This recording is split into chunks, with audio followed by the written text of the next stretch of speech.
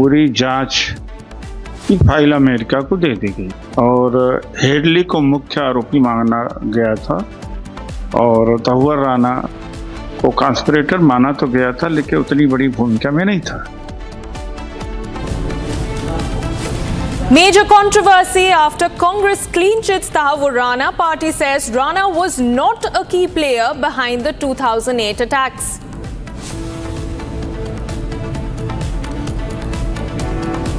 Mega anti-terror operations underway in Jammu and Kashmir's Kishtwar region. Top Jaish commander responsible for 5 deadly attacks neutralized.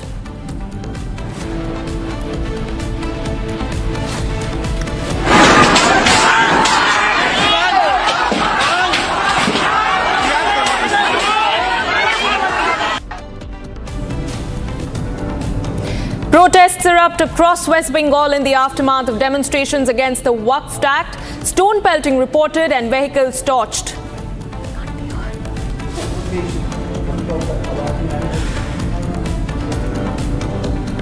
US Vice President JD Vance set to visit India soon, first trip since taking oath in the Trump 2.0 administration.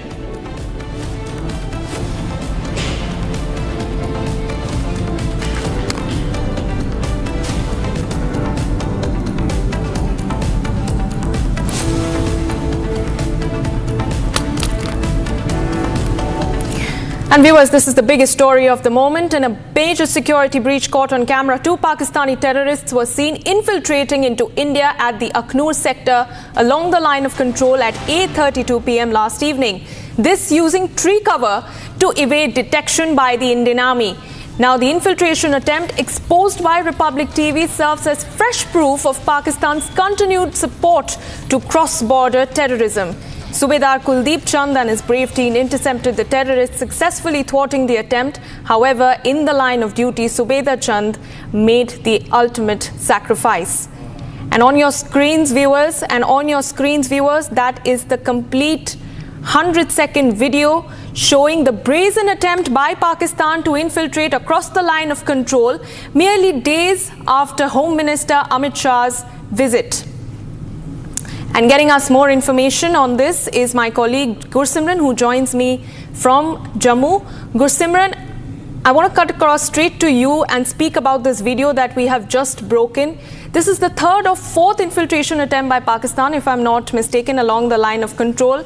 Earlier, there were 2 that happened in the first week of April, followed by 1 other. And then this comes as the 4th infiltration bid by Pakistan just days after Shah's visit.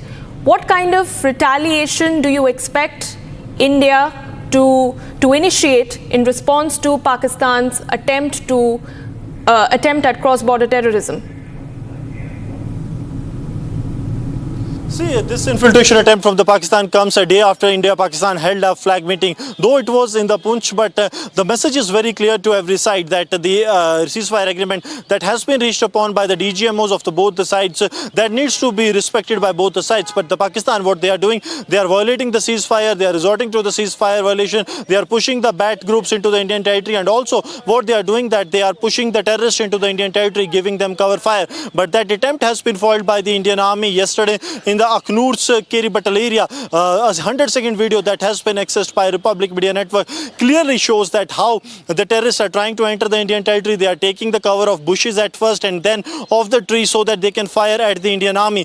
The martyrdom of the Subedar of the Indian Army, JCO Kuldeep Chand, who was martyred during this operation, he was the one who took on very face-to-face with the terrorist. He fired upon the terrorist. The terrorists, they took the advantage of the darkness as well as the tree that they were using at a cover. But unfortunately, that the JCO succumbed to his injuries that he received during the encounter with the terrorists. But he made it very sure that this group of terrorists do not enter the Indian territory. This group was pushed back to the Pakistani side by the brave hearts of the Indian Army, 9 Punjab unit that has been deployed there as part of the anti-infiltration grid. And this also shows that how alert the troops on ground are, that whenever they see any suspected movement, they get into the action within a minute's time so that the terrorists do not get a chance to sneak into the Indian side, because there is very less time span that usually remains there to react to any side, because if the terrorist gets the first hit,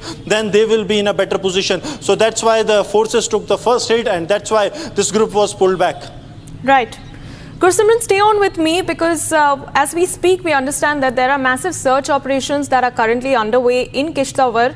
And during the encounter last evening, the top Jaish commander was also eliminated.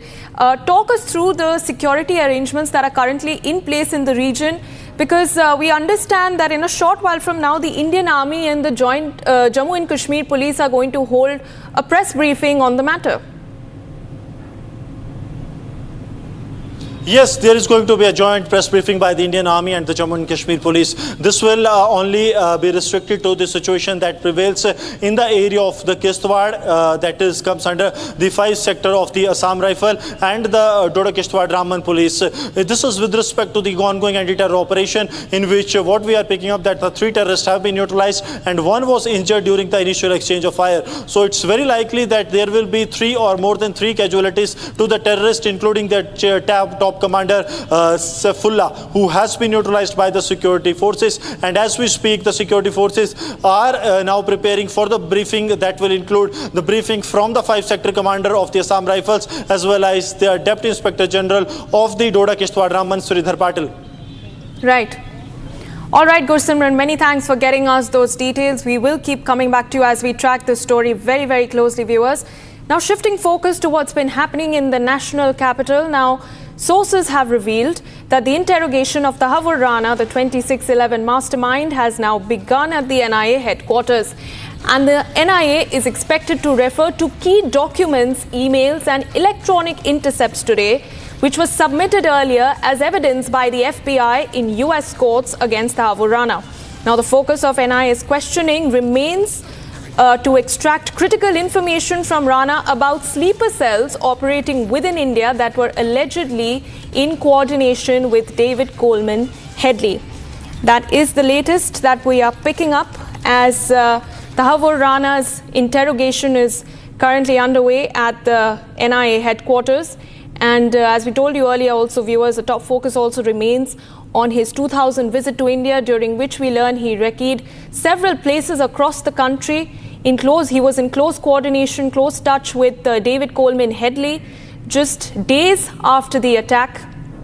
And one of the main aspects that the NIA is continuing to investigate is whether he had any links with the Pakistan Army and the ISI.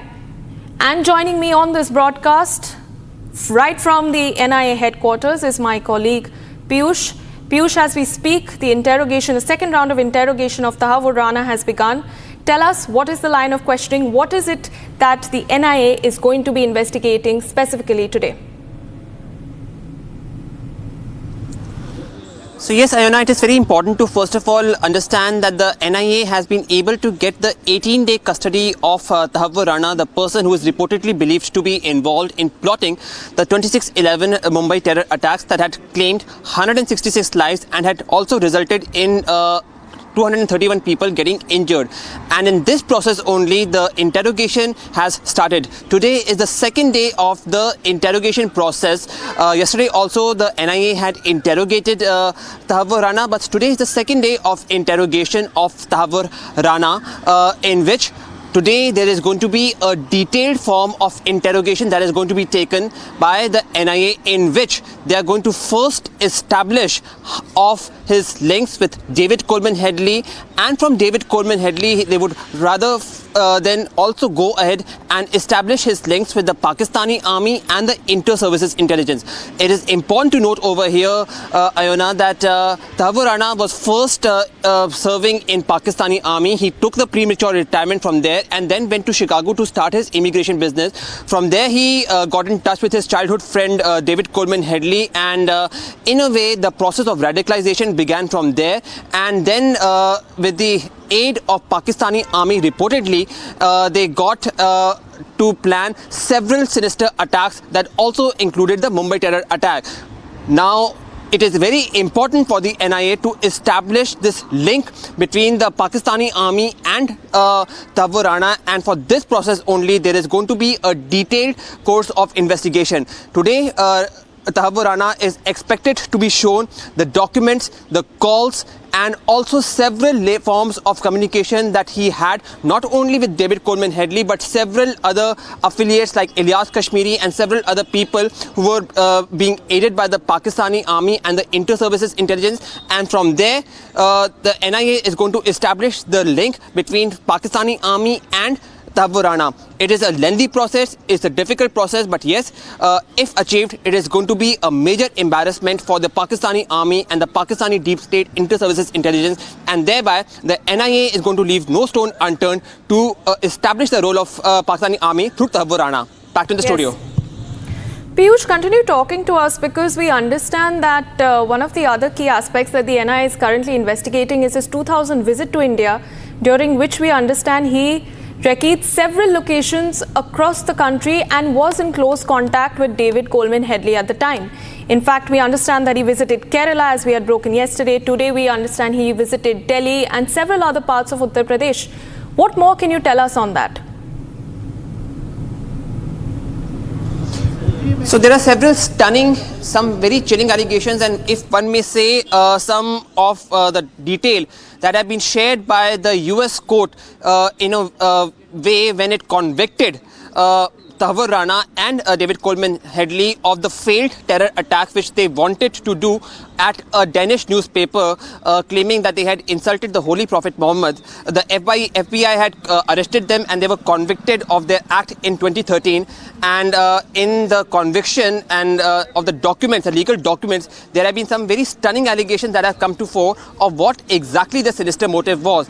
And in that, it has also been mentioned in some detail about how they actually planned the 2008 Mumbai terror attack also.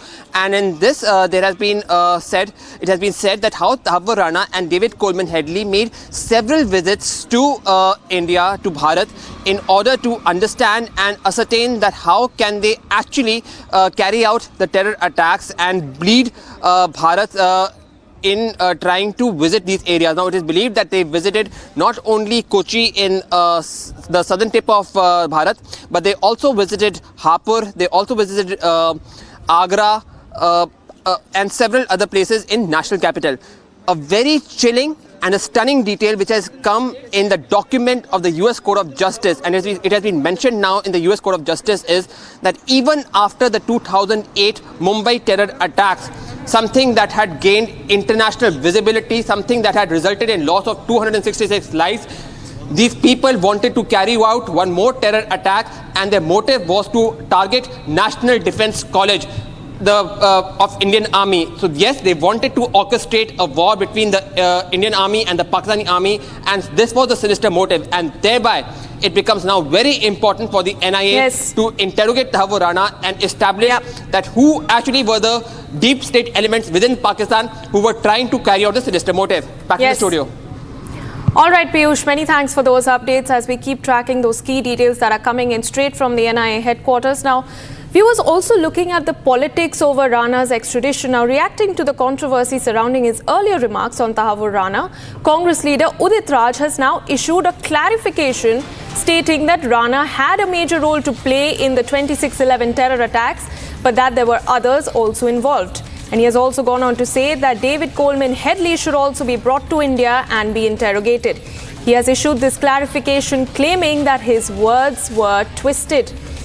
Now, this clarification comes after he had said earlier that the extradition seems like a game, because back in 2011, when the UPA government was in power, the entire investigation file was handed over to the US, and it was only Headley who was identified as the main accused and not Tahawur Rana. So there we have it, viewers. First, Congress attempting to clean chit Tahawur Rana, and now issuing a clarification saying that their words were twisted. Let's first listen into that statement that was made earlier by Udit Raj, followed by his clarification.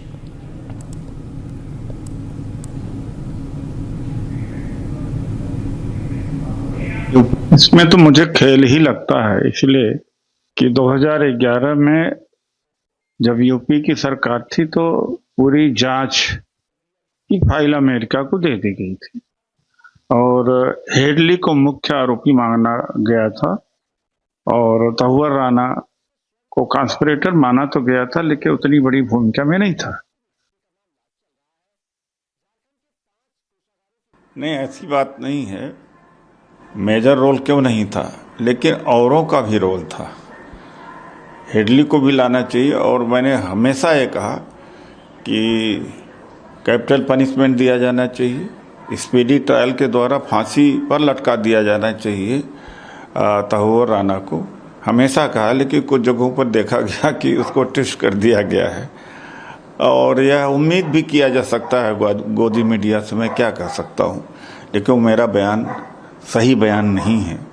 मेरा सही बयान उस समय भी था, आज भी, कि स्पीडी ट्रायल करके उसको पनिशमेंट दिया जाना चाहिए, फांसी पर लटका दिया जाना चाहिए। And Piyush, my colleague, continues to be with me from the NIA headquarters. Piyush, yesterday we had Kanhaiya Kumar, who had said that the extradition of Tahawur Rana was no big diplomatic success and that it was a ploy by the BJP to divert the public's attention from what he claims are the other real issues. And today we have Udit Raj, who has completely given a clean chit to Tahawur Rana.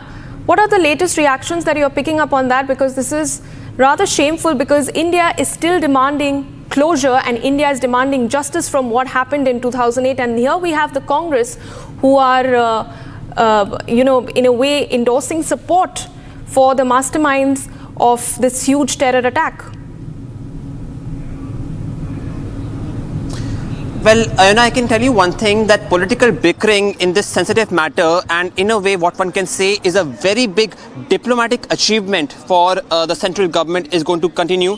The Congress party, the UPA government in which this unfortunate incident first occurred and which were in power for a very long time, since 2014, could have made an attempt to extradite not only Tahawur Rana but David Coleman Headley. However, you can understand that the first big attempt by the Indian government to extradite Tahawur Rana actually began in 2020, and this has been revealed from the US documents of justice. And it is important to note over here, Ayana, that India had already signed a very comprehensive detail with US in 1997. So the UPA government does not have any excuse of why it delayed the process of extradition. Having said that, we are also now witnessing that in a way now there is a credit for which is being taken, and if one may say, to appease some voters, there have also been some statements which should have been avoided, because this is a very big diplomatic achievement, and one would only say, Ayana, taking into consideration of the details that are coming to fore, it is just a tip of an iceberg. It seems that Tahawur Rana, the David Coleman Headley, were just a small mole in a big cogwheel.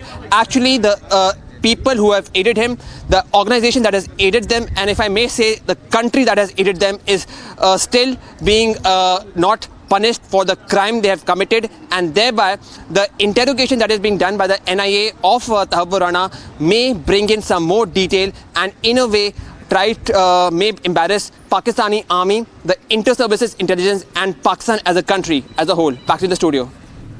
Yes, absolutely, Piyush. Thank you for joining me this morning. We will keep coming back to you as you pick up more details on what exactly is happening as far as day 2 of Tahawur Rana's interrogation is concerned. For the moment, viewers, we move on to what's been happening in West Bengal. Now, massive violence erupted across the state as a mob protesting against the Waqf Amendment Act clashed with police, set vehicles on fire, threw stones at trains and vandalized several railway stations. Now, the situation has turned violent in several places as this agitating mob started pelting stones and bricks at the police. The cops retaliated with batons, lathi charged and hurled tear gas shells. Now, we're also learning that several policemen were injured in the clash along with some protesters. And those are the visuals on your screen from across West Bengal. We have Shiliguri, Kolkata, Murshidabad, Amtala and Jagaddal, where violent protests have broken out in opposition to the Waqf Act. and police has clashed with the protesters. And we're also learning that Bengal Governor C.V. Anand Bose has apprised the Home Ministry and Chief Minister Mamata Banerjee of the situation and urged the police and the protesters to maintain calm. Getting in the latest reactions from the BJP on the matter, let's listen in. Protest is welcome under democracy, but not violence. Public order cannot be disturbed and the people's lives cannot be tampered with in the name of protest. Very strong action will be taken against the miscreants who think they can take the law in their hands. On receipt of information about certain troubles likely to brew in certain parts of Bengal, there was a confidential discussion between the governor and the chief minister, the contents of which I do not want to let out in the public domain now. Even today, when some of the disturbance broke out, discussions were held with the government authorities, and the chief secretary has assured that government is taking very stern action against the miscreants and will not allow disturbances to escalate. The state is prepared. All action will be taken against miscreants. Nobody will be allowed to take the law in their hands. Mamata Banerjee ने पश्चिम बंगाल को पूरी तरीके से जिहादियों के हाथों में जिम्मी रख दिया। जिस तरीके से पश्चिम बंगाल के एक मंत्री रहते हुए सिद्दीकुल्ला साहब कलकत्ता में चिल्ला रहे थे कि पहले जिले के लोगों को टाइट देंगे, उसके बाद कलकत्ता को टाइट करेंगे, उसी समय उस व्यक्ति को पकड़ के जेल के अंदर डालना चाहिए था, जेल में ठूस देना चाहिए था। आज पूरे मुर्शिदाबाद जिले में जंगीपुर से लेकर धुलियान गंगा से लेकर सूती से लेकर एक जगह में वैंडलाइज हो रहे, हिंदू मंदिर तोड़े जा रहे हैं, हिंदुओं के घरों पर हमला हो रहा है, ट्रेन बंद है, 5 ट्रेन रास्ते में अटका हुआ है, 5 ट्रेन। आप सोचिए कितने लोग जिनकी जिंदगी की क्या गारंटी है, कोई गारंटी नहीं दे पा रहे। ममता बनर्जी पूरी तरीके से विफल हो चुकी है लॉ एंड ऑर्डर मेंटेन करने के लिए। पुलिस इंजोर्ड है, 10 से 12 पुलिस इंजोर्ड है। पुलिस को हाथ में हाथ धरे, गोली नहीं चला रही पुलिस। गोली किस लिए रखा है? किसी के शादी के अवसर पर फटाने के लिए, वो चलाने के लिए रखा है क्या ममता बनर्जी ने? ममता बनर्जी को चाहिए इमीडिएट केंद्र से बात करके केंद्र की पैरामिलिट्री फोर्सेस को तैनाती करनी चाहिए और लाठीचार्ज करनी चाहिए बंदरों के ऊपर। जिस तरीके के उपद्रव ये लोग मचा के रखे बंगाल में, इनको बहुत सख्त हाथों से इनका ट्रीटमेंट होना चाहिए, नहीं तो पूरे बंगाल को ये लोग वैंडलाइज कर देंगे। The Republic Positive Influencer Program, which will be run from the Republic campus here, which is Asia's largest integrated news center. Now, we aim to bring diverse set of people from across the country into our campus to create content which will proliferate positive change in the society. You can create content in the fields of health, defense, technology, even politics, science, and history. If you have the talent and want the reach, apply now. Be the content creator who changes the conversation. Log on to republicpositiveinfluencer.in now.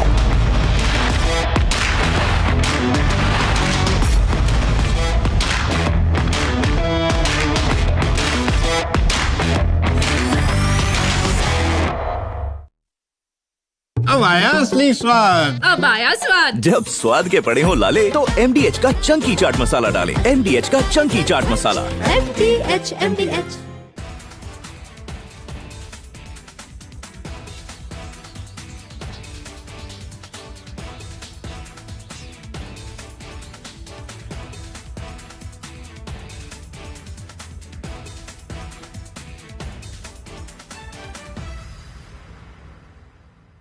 सस्ते वाले दाल मसाले स्वाद हुआ बेकार। MDH की हल्दी मिर्ची धनिया करे कमाल। ये रंग दे, ये खुशबू दे, ये तीखा, ये कम पड़े। क्या निराला MDH masala. Last night, while the entire national media, the Lutyens media, and that corporate media was in deep slumber. Only Republic brought you minute-to-minute, ground-level coverage. This week on Get Me Right, the death of Hurriyat in Kashmir foretold. Is separatism past its use-by date in the valley? Also, how the change of guard in the Communist Party of India Marxist does not change much for India's left, and the Congress's feeble attempts at retrieving Sardar Patel's legacy yet again might not succeed. And finally, is Trump facing heat from some of his corporate backers on his tariff policy? We take a look at it through the prism of Musk-Navarro spat. Join me this weekend only on Republic TV.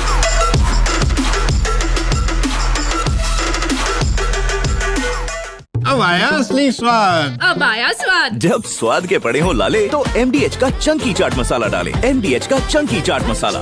MDH।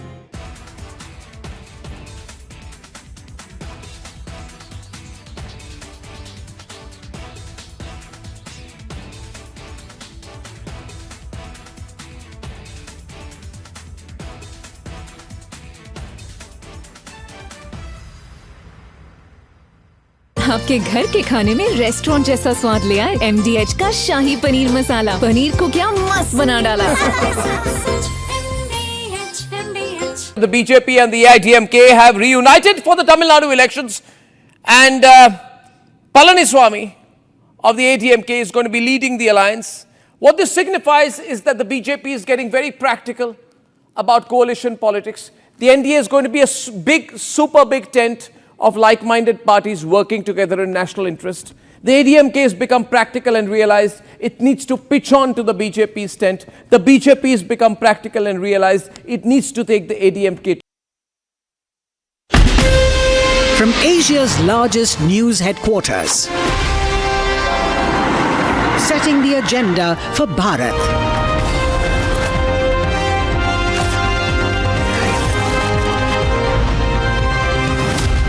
You're watching Republic.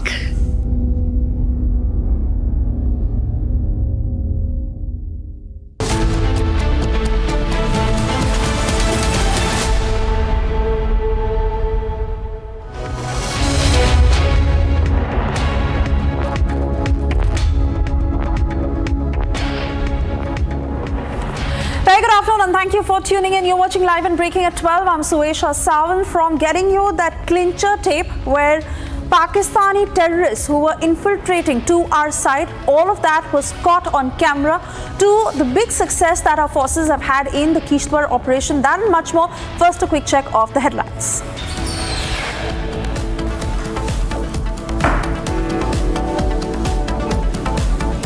Proof of Pakistan's infiltration attempt on Republic TV.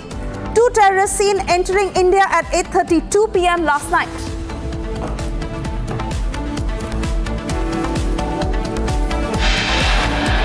It is day 2 of 2611 Mastermind Tahawur Rana's interrogation. Focus on Rana's 2008 visit to India, during which he recce'd multiple locations.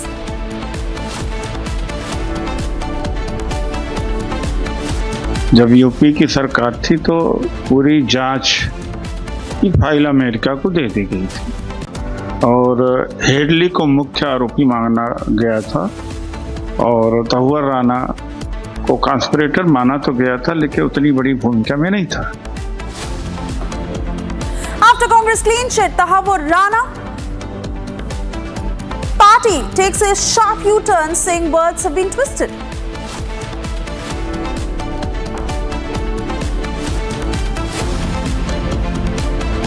Mega anti-terror operations underway in Jammu and Kashmir's Kishtwar region. Top Jaish commander responsible for 5 deadly terror attacks has been neutralized.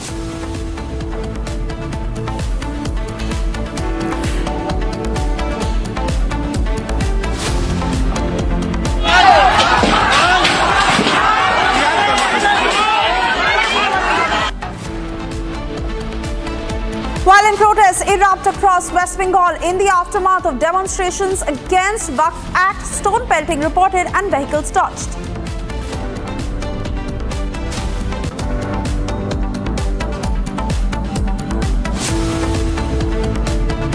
US Vice President J.D. Vance set to visit India soon, first trip since taking oath in the Trump 2.0 administration.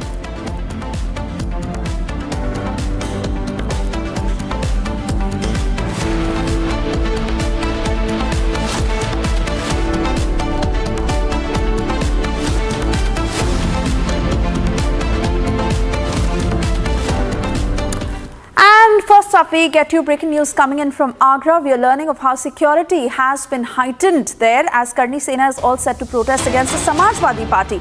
This over their remarks on Rana Sanga, which Akhilesh Yadav continues to defend. The police is also on high alert in Lucknow.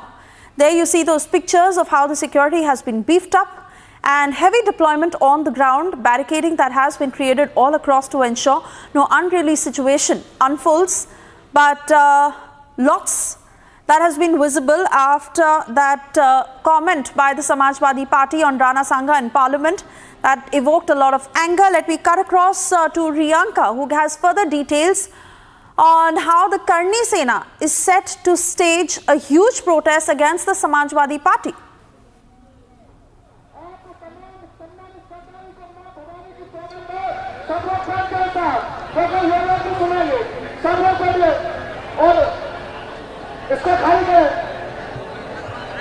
Riyanka. Well, if you can hear me, I am currently at that particular protest site where this particular Rakt Swabhiman Sammelan, which has been organized by the Karni Sena, the protest against the Samajwadi Party MP Ramji, Suman, who had made several controversial statements. Let us show you the visuals of this particular gathering here in Agra. If we talk about the security arrangements, more than 4,000 policemen are on duty.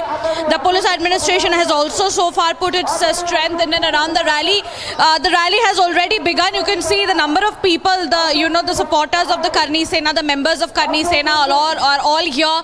And they are, of course, raising their protest against the Samajwadi Party MP Ramji Lal Suman, who had made several controversial comments against Rana Sanga. And this particular protest is happening on the birth anniversary of Rana Sanga. We are showing you the visuals, and they are raising slogans of Jai Bhavani. And what we also understand that they want, their protest is basically about asking an apology from the Samajwadi Party MP for making those controversial statements against Rana Sanga. And the people here, they say very clearly that the MP must apologize. The ultimatum has been given till 5 p.m. and if he doesn't, then those protesting will be moving towards his residence in Agra, which is why a huge security deployment has in fact been made. All arrangements for any kind of violence has also been kept in place. We continue to show you these visuals that we are getting in from this particular the protest site here in Agra. Full preparations are on. The protest has already begun. The number of members of Karni Sena who are currently present here are all seated. Most of the supporters have also coming in. There is in fact expectation of nearly 3 lakh of supporters who will be coming in here to raise their anguish against the controversial statements made by by Samajwadi Party MP against Rana Sanga. Oh yes, absolutely. And in fact, the Samajwadi Party has already seen a teaser of it in terms of how there was a massive protest outside Ramji Lal Suman's residence. Twice that has happened. Twice there has been an attempt. And now the Karni Sena coming out in full force to retaliate against the SP. But Akhilesh Yadav continues to defend his man, where he says that it is the BJP that is responsible for divisive politics, but he has never owned up or even apologized for the kind of statement that was made by Ramji Lal Suman against Rana Sanga.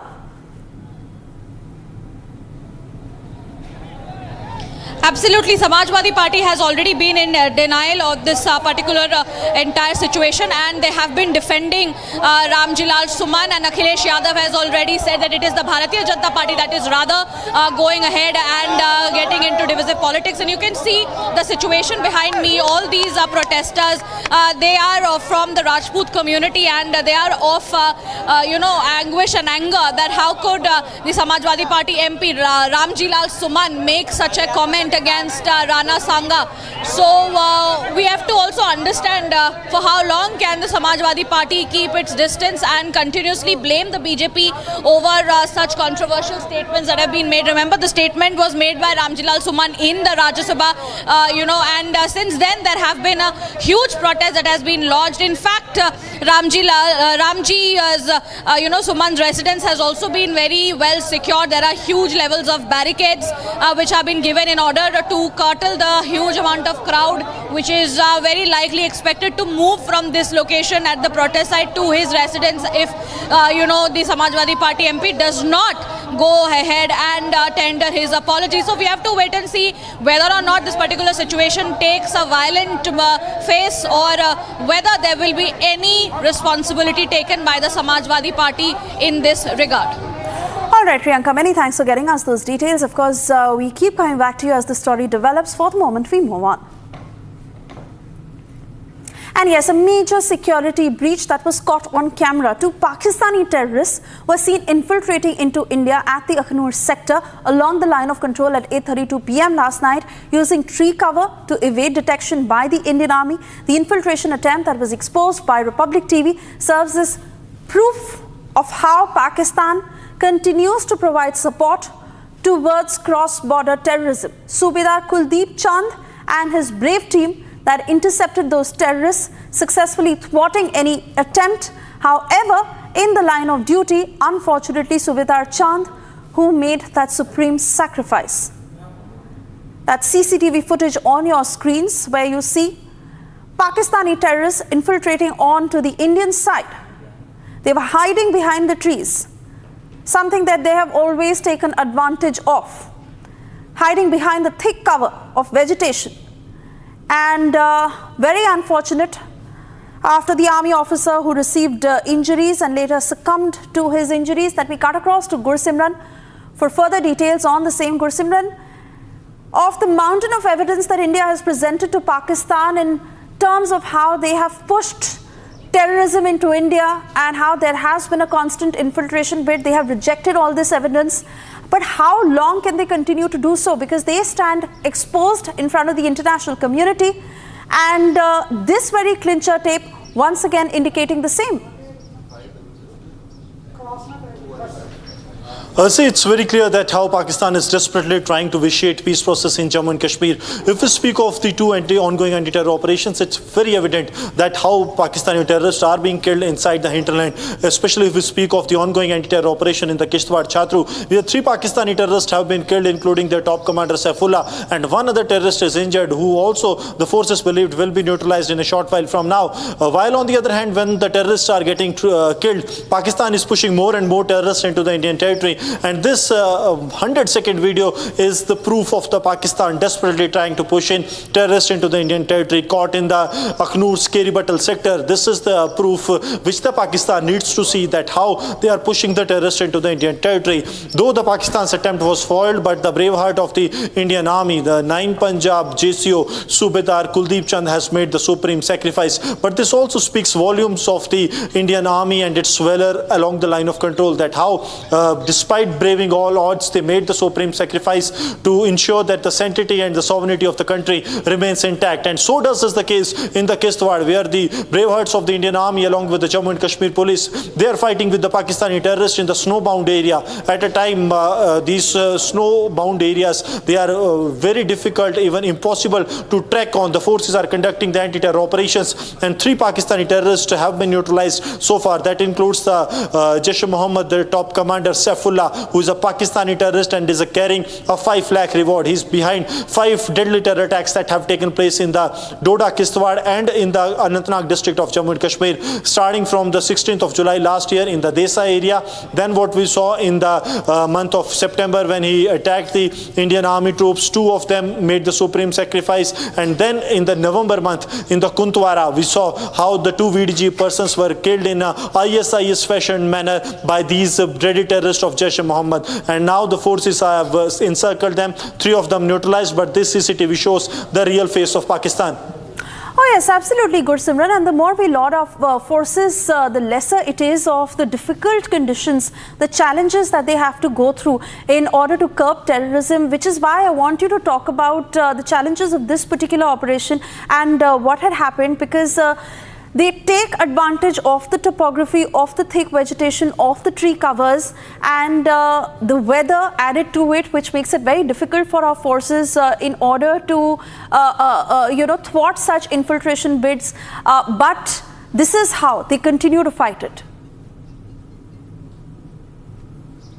See, it's very evident because what is happening that these terrorists, they have been trained in such a manner. It's a couple of weeks ago that we have shown one of the video that has surfaced from the Pakistan occupied Jammu and Kashmir, in which the terrorists can be seen taking the jungle warfare training. And when they infiltrate into the Indian territory, the Pakistan has completely changed their tactics. Earlier what used to happen that the terrorists used to infiltrate from the international border area. They used to target the establishment of the Indian Army or of any of the security forces as a part of their Fidain squad. But now the things have changed completely. The terrorists are entering the Indian territory whenever they got an opportunity to sneak in, especially from the international border area. We have witnessed large-scale infiltrations taking place in last couple of years. And these terrorists then are taking the routes towards the upper reaches of Kathua, starting from the Hiranagar, then they head to the Rajbagh side, to Bilawar, then to Machedi, and then Dhanu Parol and upside. Either they take the route of the Udhampur or they directly head towards the from the side of Basantgarh. They head towards the upper side Chhatargala and then to the Doda district, then forward to the Kishtwar district. This has been one route they have been following because they know that in the upper reaches they have the time and they have the natural cavities that acts as hideout for the terrorists where they can survive. And that is what these terrorists have done. When it comes to the security forces, it is really very challenging because the terrorists, they need a single shot to inflict damage. But when it comes to the security forces, they have to ensure that the civilians are safe. They have to ensure that the forces are safe and the terrorists are neutralized in such a manner that there is no collateral damage. So that's why it takes the time for the forces. But now the forces have neutralized 3 of the terrorists in the Kishtwar Chatru encounter. And as we speak, the gunfight is underway and the forces are much hopeful that the number will go beyond 3. All right, I want to thank you, Gursimran, for getting us all the latest details. We'll keep coming back to you for further updates. And we now shift our focus to West Bengal. Massive violence that erupted across the state, in particular areas where mobs were seen protesting against the Waqf Amendment Act, clashing against the police. They set vehicles on fire, they threw stones at trains, they vandalized railway stations. The situation turned so violent in both places that they started pelting stones, bricks at the police as well. The cops retaliated with using lathis and firing tear gas shells. Several policemen were injured in the clash, along with some protesters. Those are the pictures on your screens as we break down what had happened in Siliguri, Murshidabad, Amtala, Jagadal and Kolkata. Let me go across to my colleague Oyona, who joins us from the newsroom with further details. Oyona, Governor C.V. Ananda Bose has directed the Mamata government to take control of the situation on the ground, and the police has come up with its version saying that some of these areas are now under control. What is the truth behind this version? Well, Suesha, you see, these protests are coming just days after Mamata Banerjee said that she will not implement the Waqf Act in the state. And these protesters are maintaining that this bill is one-sided and anti-minorities, following which these clashes broke out. Now, the visuals on your screen are from several places in the state where there was violence, fresh clashes were reported, vehicles were set. Also have Shishir Bajoria of West Bengal BJP with us on the phone line. Shishir Bajoria, please tell us what you observe on the ground with regards to the violence that has escalated. Is the Mamata government trying to take control? What is your message? To me, it's very clear to all of us that this violence is instigated by our Honorable Chief Minister by saying that we will not implement an act of Parliament. And she is the one who has instigated people. I'll give you an example. Next to West Bengal is the state of Assam, where the Muslim population is bigger than in West Bengal. Is there any violence there? No. Here every place is now burnt. And she is the one. If she wants to control it, it can be controlled. Let me also remind the viewers, when the Supreme Court gave a judgment on the teacher scam, she said, I will not accept the Supreme Court judgment. When the Parliament passes an act, I will not accept the Parliament. So which pillar of the Constitution are you with?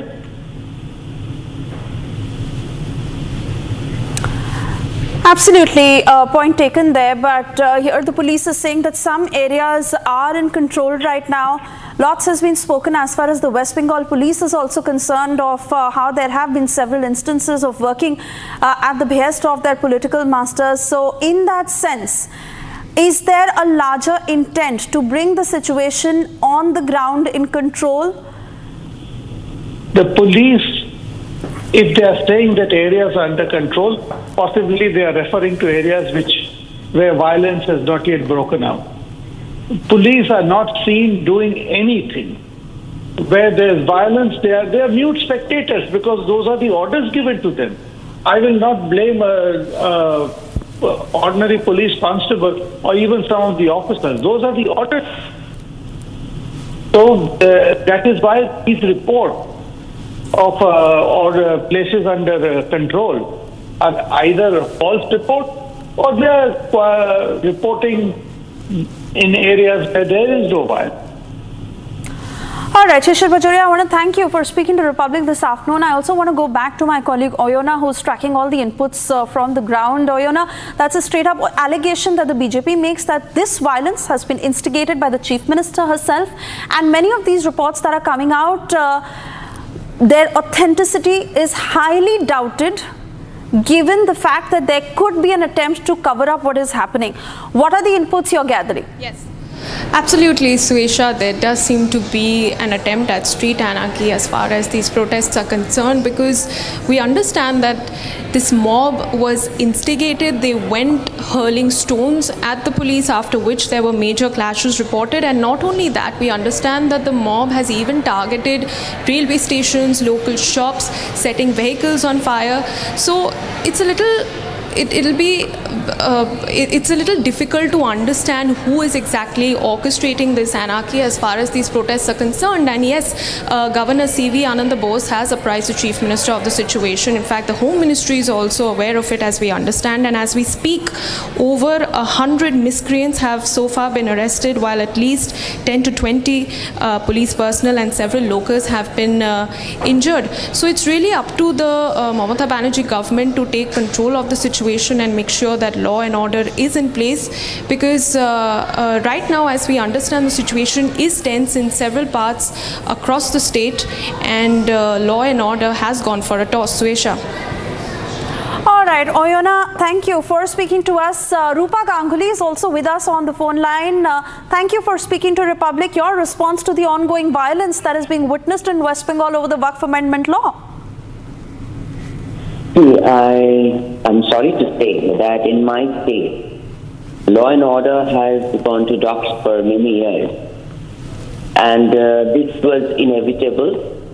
And the Mamata government should have understood by now that in every bill which is passed, in most of the cases, there are a group of people who create truckers, break trains, and pelt stones in all the office buildings, and they are later on they are allowed to go. The question is, people who have been, the fire, but the case has been lodged against those people. One needs to check that how many days and what are the punishments these people are given. They will not be given any punishment. Mamata government do not have any courage to act against the Muslim community who are behaving badly. I want to add that all the Muslim people are not into this success. There are a few groups which are doing such things and creating a lot of nonsensical comments and issues, igniting the people, igniting the whole society.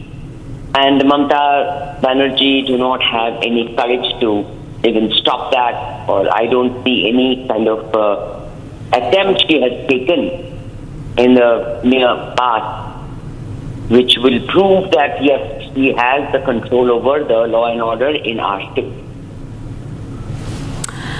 All right, Rupa Gangli, thank you for speaking to Republic this afternoon. We also have several reactions from the BJP. Let's listen in.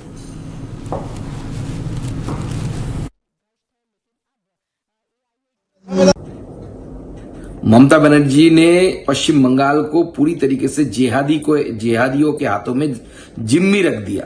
जिस तरीके से पश्चिम बंगाल के एक मंत्री रहते हुए सिद्दीकुल्ला साहब कलकत्ता में चिल्ला रहे थे कि पहले जिले के लोगों को टाइट देंगे, उसके बाद कलकत्ता को टाइट करेंगे, उसी समय उस व्यक्ति को पकड़ के जेल के अंदर डालना चाहिए था, जेल में ठूस देना चाहिए था। आज पूरे मुर्शिदाबाद जिले में जंगीपुर से लेकर धुलियान गंगा से लेकर सूती से लेकर एक एक जगह में वैंडलाइज हो रहे, हिंदू मंदिर तोड़े जा रहे हैं, हिंदुओं के घरों पर हमला हो रहा है, ट्रेन बंद है, 5 ट्रेन रास्ते में अटका हुआ है, 5 ट्रेन। आप सोचिए कितने लोग जिनकी जिंदगी की क्या गारंटी है, कोई गारंटी नहीं दे पा रहे। ममता बनर्जी पूरी तरीके से विफल हो चुकी है लॉ एंड ऑर्डर मेंटेन करने के लिए। पुलिस इंजोर्ड है, 10 से 12 पुलिस इंजोर्ड है। पुलिस को हाथ में हाथ धरे, गोली नहीं चला रही पुलिस। गोली किस लिए रखा है? किसी के शादी के अवसर पर फटाने के लिए, वो चलाने के लिए रखा है क्या ममता बनर्जी ने? ममता बनर्जी को चाहिए इमीडिएट केंद्र से बात करके केंद्र की पैरामिलिट्री फोर्सेस को तैनाती करनी चाहिए और लाठीचार्ज करनी चाहिए बंदरों के ऊपर। जिस तरीके के उपद्रव ये लोग मचा के रखे बंगाल में, इनको बहुत सख्त हाथों से इनका ट्रीटमेंट होना चाहिए, नहीं तो पूरे बंगाल को ये लोग वैंडलाइज कर देंगे। पश्चिम बंगाल में कानून व्यवस्था पूर्ण तरीके से ध्वस्त हो चुकी है, कंप्लीट एनार्किक सिचुएशन बन चुकी है और मां माटी मानुष सुरक्षित नहीं है। अब केवल मुस्लिम अपीसमेंट हो रही है। कहीं पर मुर्शिदाबाद में आगजनी, कहीं पर बीडीओ की ऑफिस पर हमला, कहीं पर हिंदुओं की दुकानों पर हमला, कहीं पर सैफरन फ्लैग हटाया जा रहा है, कहीं पर रेलवे पर हजारों लोग जाकर अतिक्रमण कर रहे हैं ताकि रेलवेज काम न कर पाए। ये दिखाता है कि ममता बनर्जी या तो असक्षम है या वो जानबूझकर इस प्रकार के हिंसक प्रदर्शनों को बढ़ावा दे रही है, क्योंकि वक्फ बहाना है, आग लगाना है सीए की तरह और वोट बैंक की दुकान चमकाना है। ये वैसे तो कहते हैं कि हम इस कानून का विरोध संवैधानिक तरीके से कर रहे हैं, पर यह संविधान है या ये केवल और केवल वोट बैंक के नाम पर हिंसा की दुकान, नफरत की दुकान है। कहते हैं हम संविधान नहीं मानेंगे, भड़काऊ भाषण देते हैं और उनको खुली छूट दी हुई है कि वो इस प्रकार के भाषण दे सके। ये डेमोक्रेसी में नहीं, दंगों में विश्वास रखने वाले हैं। ये उम्मीद पर नहीं, उम्मा के लिए इस प्रकार से संविधान के ऊपर शरिया को रखकर प्रदर्शन का एक इतना नंगा नाच देखने को मिल रहा है, वो देखने मिल रहा है। ये किस प्रकार का प्रदर्शन है जहां पर पूरे प्रदेश को बंधक बनाने की एक कोशिश की जाती है। सीए के नाम पर भी यही हुआ और आज वक्फ संशोधन बिल के नाम पर भी यही हो रहा है।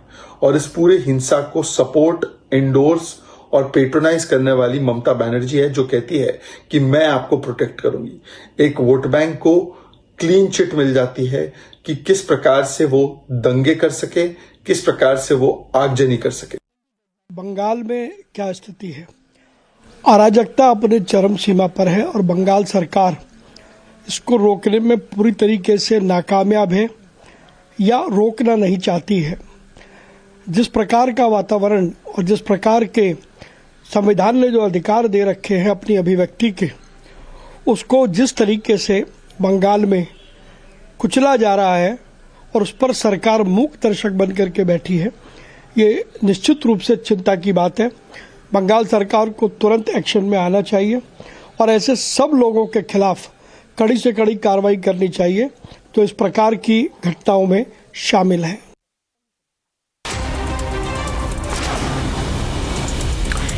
Security heightened in Riyasi in Jammu and Kashmir as Prime Minister Modi is expected to inaugurate Udhampur-Srinagar Baramulla rail link later this month. The railway project is important for Indian Railways, through which entire country's railway network is getting connected to Kashmir's rail network. Punjab DGP Gaurav Yadav conducted midnight inspection on Friday under Operation Satark as part of the police mission against drug peddlers. Later, he told reporters that Punjab police is on alert about fighting drug issue in the state. Punjab government has initiated an operation against drug peddlers in the state. Security forces deployed in Jangipur, Murshidabad in West Bengal, where people staged a protests against the Waqf Amendment Act. Several vehicles were torched. Security has been heightened in the area. According to the Bengal police, situation in Suti and Samsarganj areas of Jangipur are under control. A fresh round of violence broke out in Murshidabad on Friday over Waqf law as mob threw stones at a train stationed at the Nimtita station. The mob also vandalized the station property. A significant explosion that rocked MMP Aluminium Industries in Nagpur district on Friday evening, leaving 7 individuals injured. 2 of the injured are in critical condition and have been hospitalized. The aluminium powder used in the foil and powder manufacturing fueled the ongoing fire, complicating efforts to fully extinguish the blaze. On YSRCP's allegation regarding cow deaths in Tirumala Tirupati Devasthanam's Gaushala, TTD board member Bhanu Prakash Reddy said that YSRCP party is a clear example of the decline in moral values in politics. Earlier, former Tirumala Tirupati Devasthanam's chairman and YSRCP leader Bhumana Karunakar Reddy has alleged that over 100 cows died in Temple Trust Gaushala due to neglect by the TDP-led Andhra Pradesh government.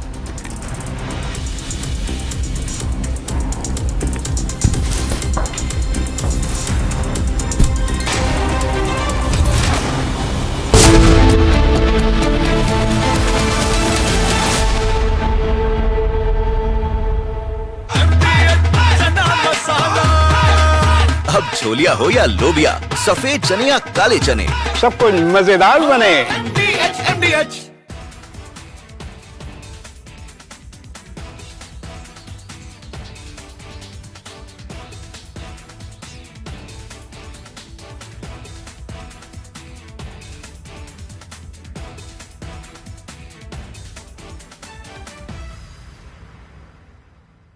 सस्ते वाले दाल मसाले स्वाद हुआ बेकार। MDH की हल्दी मिर्ची धनिया करे कमाल। ये रंग दे, ये खुशबू दे, ये तीखा, ये कम पड़े। क्या निराला MDH masala. Last night, while the entire national media, the Lutyens media and that corporate media was in deep slumber, only Republic brought you minute-to-minute, ground-level coverage of Tahawur Rana's extradition and when he went to the NIA as he was found. In the dense forest of Kishtwar to nab the group of terrorists. In the operation, the troops displayed great tactical acumen and swiftness and ensured zero casualty to on troops. In the ensuing gun battle, the firefight, 3 terrorists were neutralized. Despite the weather challenges and the nighttime challenges, the troops displayed great professionalism and acumen. Also, the security of the civilians was our topmost priority, and the same was maintained during this execution of this operation. This operation also brought to the fore the seamless coordination between the Indian Army and the Jammu and Kashmir police, especially the SOG. Rapid reinforcements were deployed in terms of the special forces with the help of Indian Air Force, as also to carry out real-time surveillance of the area. The UAVs, the drone, the night sights were employed basically to ensure that the terrorist doesn't escape from the area. This operation reaffirms the commitment of Indian Army to maintain peace and stability in the South Jammu, especially in the Pir Panjal area. Also, I'd like to mention that certain security measures have been instituted in terms of the rapid force capabilities, response capabilities, technological integration, and inter-agency seamless coordination to maintain peace and stability in the region. In the end, I'd like to thank the White Knight Corps and the GOC Delta Force for their guidance and support. Thank you very much. Jai Hind. Sir. Shall we take over? Yeah. Thank you friends. जैसे ही sector commander sir ने बताया, operation की details 9 तारीख को हमने जो operation launch किया था स्पेसिफिक इन्फॉर्मेशन के ऊपर, उसको हम कंक्लूजन स्टेज की तरफ लेके जा रहे थे। एक बात मैं आप सभी लोगों को बताना चाहूँगा, जब तक वहाँ पे उस एरिया में जितने भी दहशतगर्द मौजूद है उनका खात्मा नहीं होता, तब तक हमारा ऑपरेशन जारी रहेगा। इस ऑपरेशन के दौरान सबसे इम्पॉर्टेंट जो बात हमने जिसका ख्याल रखा है वो है जो हमारे वहाँ पे सिविलियंस रहते हैं उनकी सिक्योरिटी की खास देखभाल करते हुए हमने इस ऑपरेशन को आगे बढ़ाया। और मैं उनकी तारीफ़ भी करना चाहूँगा कि वहाँ के लोगों ने काफ़ी अच्छा सहयोग हम सबको दिया है, सारी सिक्योरिटी सर्विसेज को वहाँ पे दिया है। एक नायाब उदाहरण, एक नायाब नमूना इस ऑपरेशन के तर्ज पे सामने उभर के आया है। जिस तरह की तालमेल, जिस तरह का coordination Indian army, Jammu and Kashmir police, CRPF और सारी सिक्योरिटी फोर्सेस के बीच में देखा गया है, ये अपने आप में एक मिसाल है। मैं सभी फोर्सेस को एक बार धन्यवाद करना चाहूँगा और आपके अगर कोई भी सवाल है तो वो लेना चाहूँगा। फिर से एक बार ये कहते हुए कि इसी तरीके का कोऑर्डिनेशन, सिनर्जी हमारी आगे भी चलती रहेगी और जो भी यहाँ पे दहशतगर्दाना कार्रवाइयाँ करने की ताक से यहाँ पे आएंगे उनको इसी तरह के अंजाम को भुगतना पड़ेगा। सर, इस ग्रुप को आप काफ़ी लंबे समय से ट्रैक कर रहे थे, क्या ये सफुला वाला ही ग्रुप है? सफुला मारा गया है, इस पर कुछ डिटेल्स? किसी भी डेड बॉडी की शनाख्त, आइडेंटिफिकेशन वो इन्वेस्टिगेशन के दौरान हम करेंगे और जैसे ही किसी की भी शनाख्त होती है वो आपके सामने हम लाएंगे। अभी हम इस स्टेज पे नहीं है कि हम किसी का भी आइडेंटिफिकेशन कंफर्म आपको कर सकें।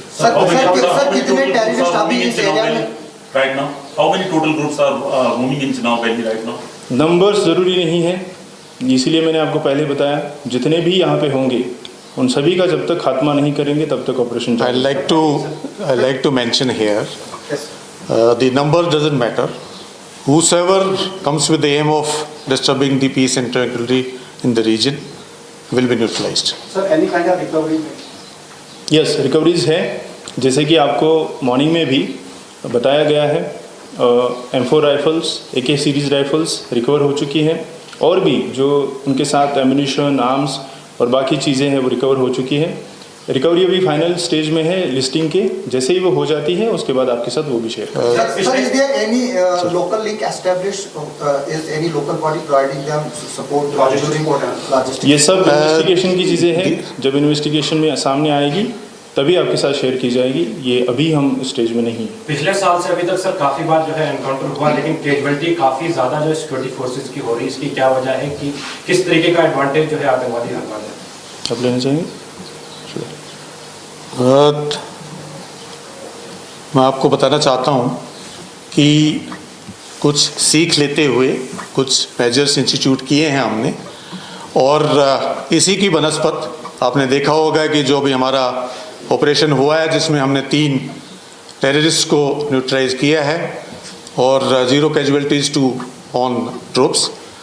क्या क्या मेजर्स इंस्टीट्यूट किए हैं, कुछ एक का जिक्र मैंने किया था, कुछ एक ऑपरेशन के कारण हम यहाँ पे आपके साथ में शेयर नहीं करना चाहते, लेकिन मैं आपसे यही बताना चाहता हूँ कि इंडियन आर्मी का फर्म रिजॉल्व है ये कि जितने भी दहशतगर्द हैं उनको न्यूट्रलाइज किया जाएगा।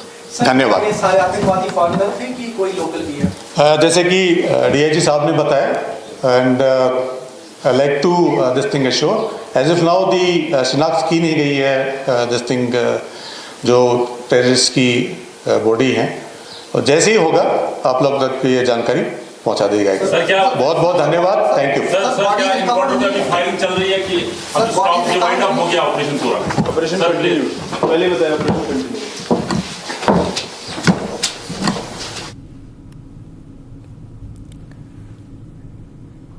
All right, that was the joint briefing by the Jammu and Kashmir Police and the Indian Army as far as the Kishtwar anti-terror operations are concerned. Now, viewers, remember there were mega security ops that were launched in the region 2 days ago, and 3 Jaish terrorists have been neutralized in a big win for the forces.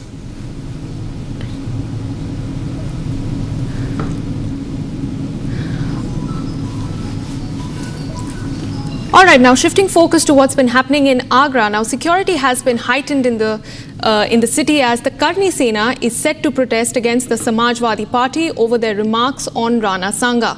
The police, as we understand, are also on high alert in Lucknow.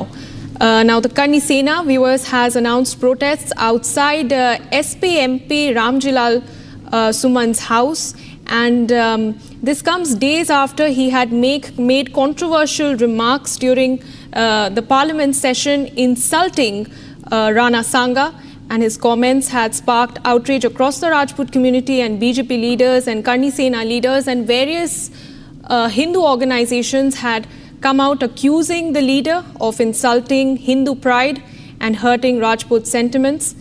And even though the SPMP had later issued a clarification saying that his words had been twisted, had been said that his words had been twisted, the Karni Sena has announced large-scale protests today, marking the birth anniversary of Rana Sanga and in protest against the SPMP's remarks. And joining me live on this broadcast from Agra is my colleague Riyanka. Riyanka, you are at the protest side. What is happening around you? Show us around. What are the arrangements like? Well, earlier I was inside that particular tent where the stage has been set and the protest is happening, but I've come a little forward towards where the number of people are moving towards the protest site. We will just try and show the arrangement. There's a huge parking that has been made here, and you know the number of people you see in my frame right now, they are all members of the Karni Sena. They are carrying with them sticks and talwars here.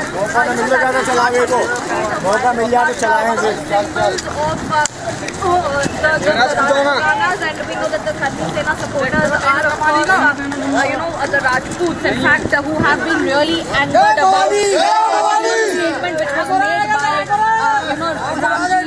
Suman in the parliament, in the Rajya Sabha, and these people, of course, they are quite angry because they want an apology from him. Let us, come and show you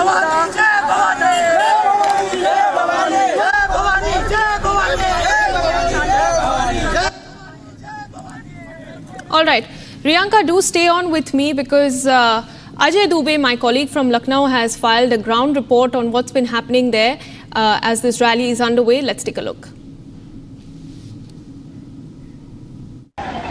Rana Sanga के जन्मदिन के दिन आज उत्तर प्रदेश में तमाम protest किए जा रहे हैं। करनी सेना की तरफ से ये प्रोटेस्ट किए जा रहे हैं। लखनऊ उत्तर प्रदेश की राजधानी के हजरतगंज चौराहे पर भी एक बड़ा आयोजन प्रोटेस्ट को लेकर है और सुरक्षा इंतजाम आपको हम दिखाते हैं। इस सुरक्षा इंतजामों को देखिए, पुलिस की मौजूदगी को देखिए और तमाम पुलिसकर्मी यहाँ मुस्तैद हैं। 100 से ज़्यादा पुलिसकर्मी यहाँ लगे हैं। हम आगे बढ़कर तस्वीरें और आपको दिखाते हैं और ड्यूटी पर मुस्तैद इन पुलिसकर्मियों को देखिए। हजरतगंज चौराहे पर ठीक यहाँ पर जिस तरीके से समाजवादी लाल के संरक्षक का घेराव, ये आह्वान किया गया है। कुछ संगठन हैं उनकी तरफ से ये तमाम सोशल मीडिया पर ये पोस्टर डाले गए जिसमें पुतले दहन की बात की गई। रामजीलाल सुमन का वो बयान, जिस बयान के चलते ये पूरा विवाद है। रामजीलाल सुमन जिन्होंने संसद में जो बात कही, जिसे बाद में रिकॉर्ड से भी हटा लिया गया, उस बयान को लेकर ये पूरा विवाद है। और तस्वीरों में देखिए किस तरीके से इस पूरे चौराहे पर पुलिस मुस्तैद है।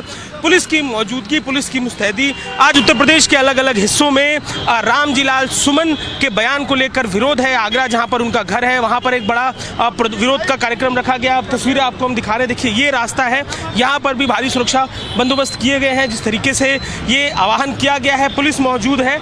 बड़ी चुनौती है आज का दिन। और लखनऊ में ठीक इस चौराहे पर आह्वान किया गया है कि यहाँ पर विरोध प्रदर्शन किया जाएगा, पुतले जलाए जाएंगे।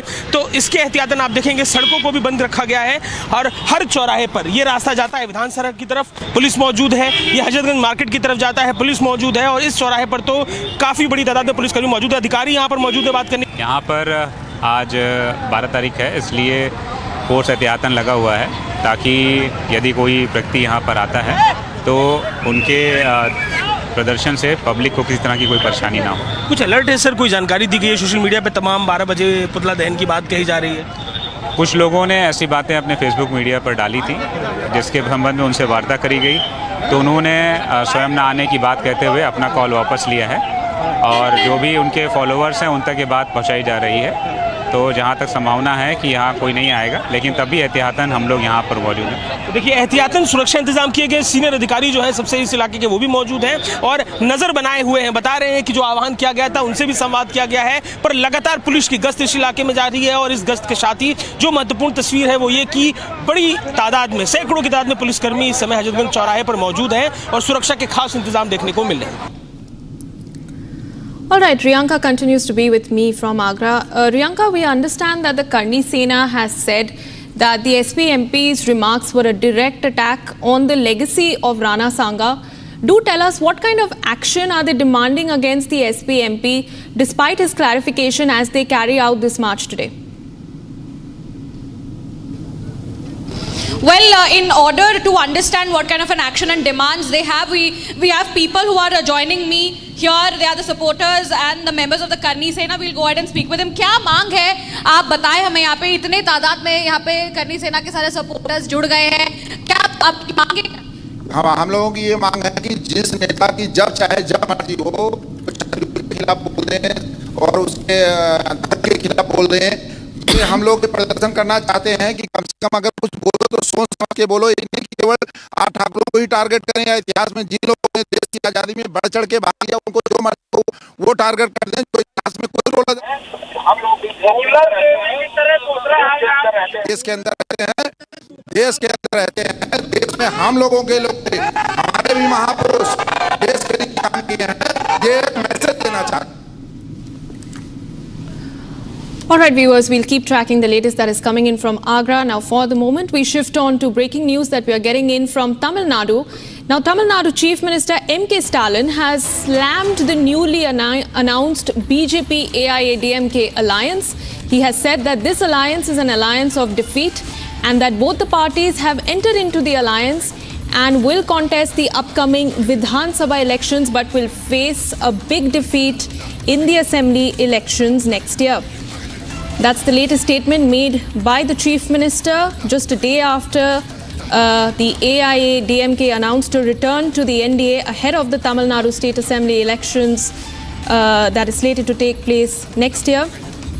And Stalin, in fact, has also said that the people of Tamil Nadu are the ones who have repeatedly handed down this defeat to the NDA, and that is what will also unfold next year as the state goes to polls.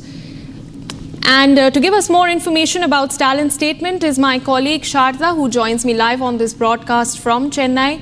Sharda, this is the latest dig that the Chief Minister has taken at this alliance of the AIADMK and the BJP.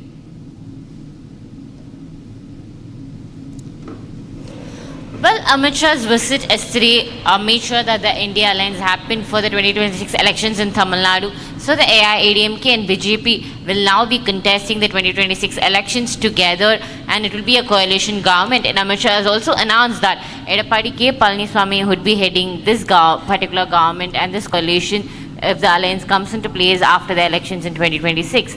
It is to be noted that while AIADMK is all happy with this particular alliance, DMK, the current ruling party, is called the AIADMK, saying that due to fear against the DMK government, the AIADMK now have fallen into the trap of BJP, making this alliance, making it much more easier for them to fail, because noting the particular issues that Tamil Nadu has been facing in the last 2 months, starting from the need, the delimitation, the national education policy, and multiple other issues that the Tamil Nadu has against the centre, is something that the DMK completely stands against. And now with the AIADMK and BJP alliance, it makes it much easier.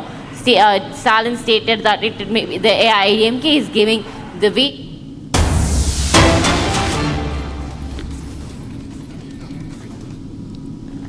Jijau ने बाल सेवा में संस्कार करे, भरे, और शिवाजी ने वो संस्कार को एक वटवृक्ष बनाया।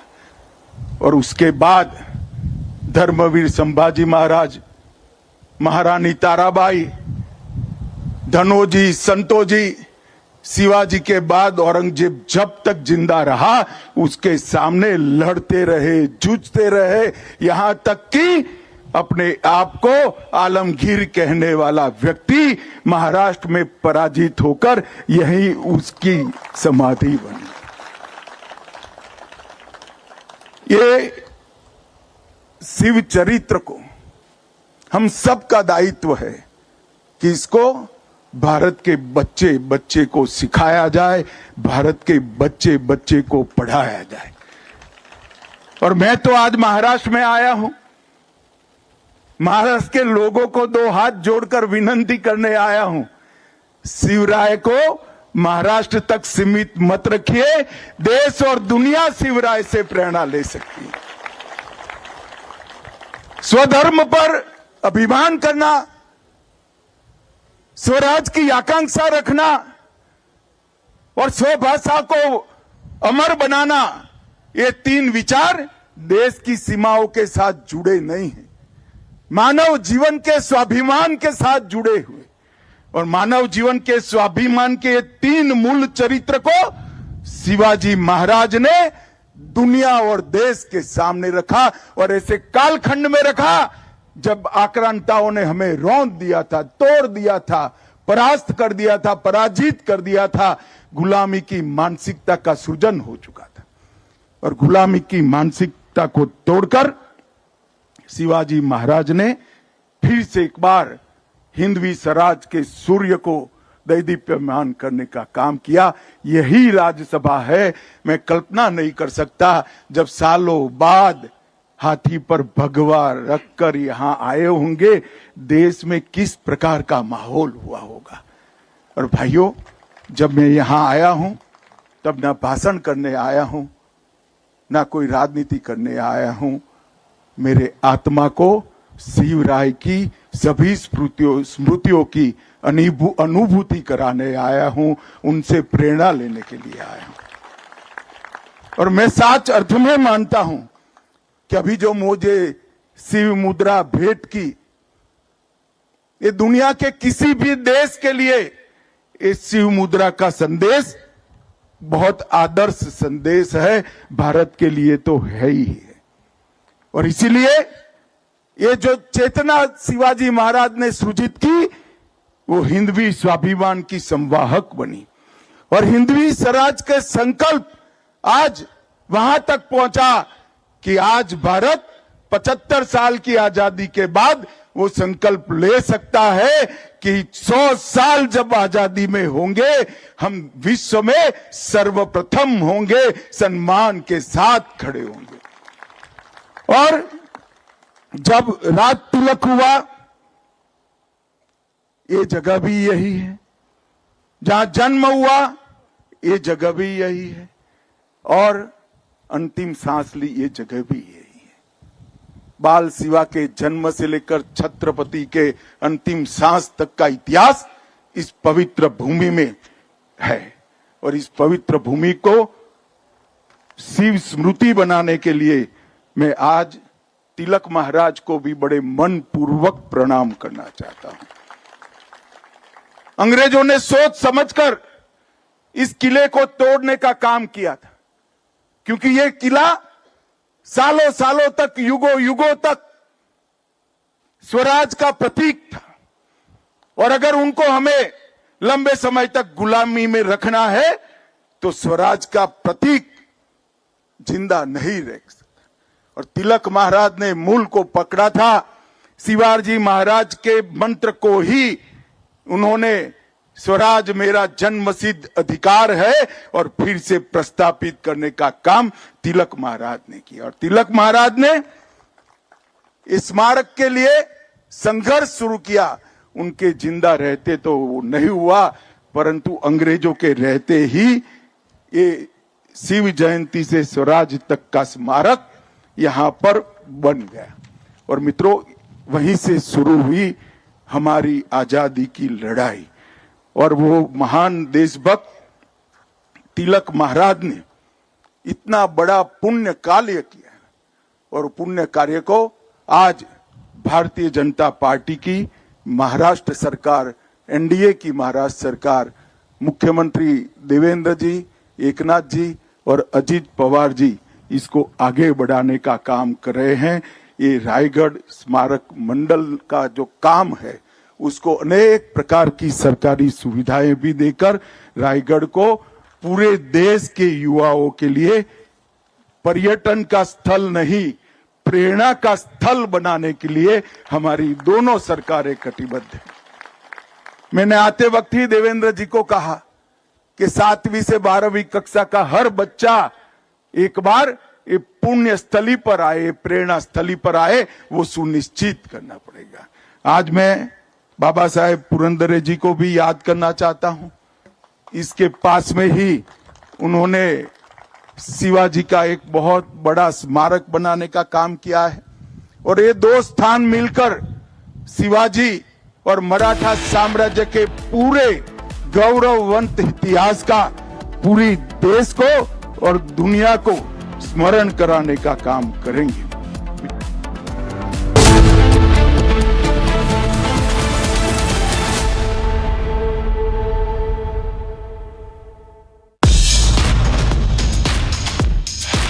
This weekend, the Positive Influencers show goes live. We're launching this Republic initiative to counter the negativity online with creators who inspire. From wellness to defense, law to finance, culture to the everyday stories across languages and regions of this amazing country. We are pooling them all together. Let's fill the digital space with positivity and purpose. And yes, applications are still open, so keep them coming. Join me this weekend for the show as we kick off the first episode. Let's start a digital revolution.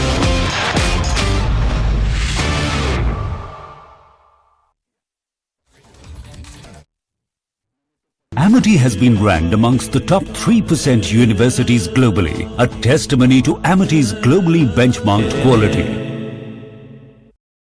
MDH का kitchen king kitchen में हो तो हम सब कुछ बना सकते हैं। बैंगन का भरता, आलू गोभी, भिंडी मसाला और भी बहुत कुछ। The BJP and the AIADMK have reunited for the Tamil Nadu elections, and Palaniswamy of the AIADMK is going to be leading the alliance. What this signifies is that the BJP is getting very practical about coalition politics. The NDA is going to be a big, super big tent of like-minded parties working together in national interest. The AIADMK has become practical and realized it needs to pitch on to the BJP's tent. The BJP has become practical and realized it needs to take the AIADMK together And I can tell you the DMK is going to be really shaken with this. This could be the game changer. Ladies and gentlemen, two big elections are coming up, Bengal and Tamil Nadu.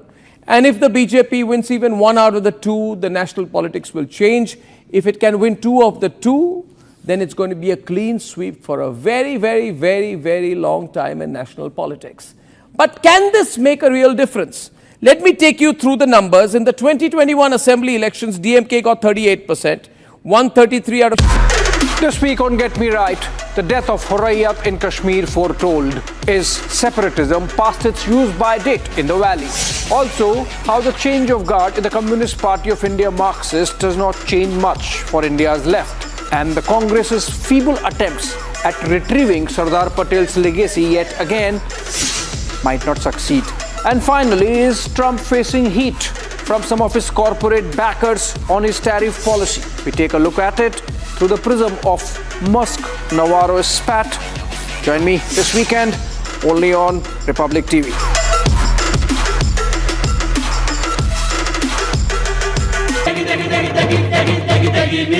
MDH की देगी मिर्च, देगी मिर्च का तड़का, अंग अंग फड़का। MDH की देगी मिर्च। इसको घर पे लगाओगे तो शादी का तो पता नहीं, पर घर पक्का नहीं टूटेगा। रुंगटा नहीं तो घर स्ट्रॉन्ग नहीं। रुंगटा स्टील TMT बार एकदम सॉलिड। पहाड़ों में एक हाइकिंग स्टिक भी बन सकती है।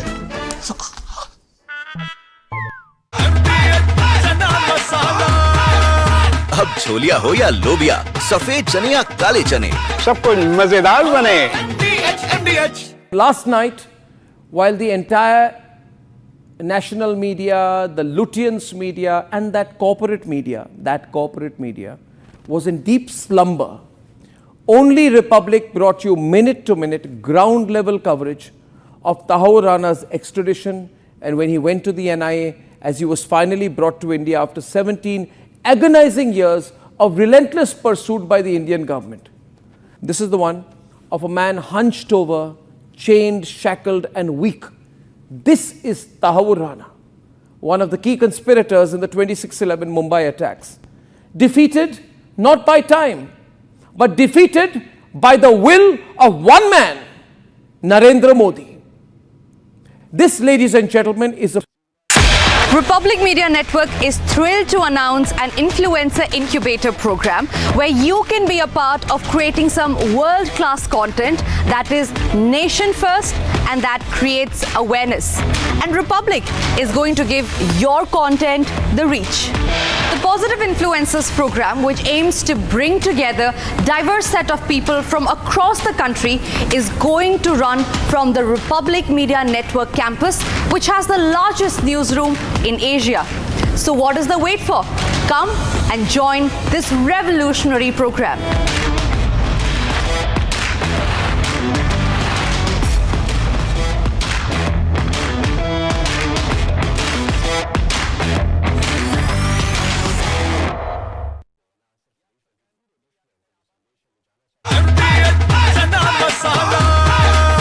अब छोलिया हो या लोबिया, सफेद चने या काले चने, सब कुछ मजेदार बने।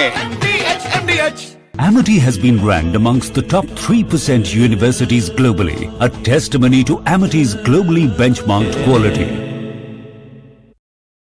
सस्ते वाले दाल मसाले स्वाद हुआ बेकार। MDH की हल्दी मिर्ची धनिया करे कमाल। ये रंग दे, ये खुशबू दे, ये तीखा, ये कम पड़े।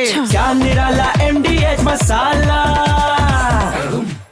The BJP and the AIADMK have reunited for the Tamil Nadu elections, and Palaniswamy of the AIADMK is going to be leading the alliance. What this signifies is that the BJP is getting very practical about coalition politics. The NDA is going to be a big, super big tent of like-minded parties working together in national interest. The AIADMK has become practical and realized it needs to pitch on to the BJP's tent. The BJP has become practical and realized it needs to take the AIADMK together. From Asia's largest news headquarters, setting the agenda for Bharat.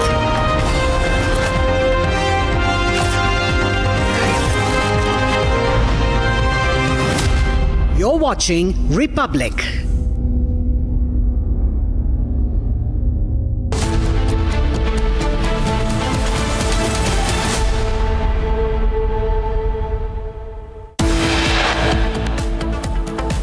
Pakistan's infiltration attempt on Republic TV. 2 terrorists seen entering India at 8:32 p.m. last night.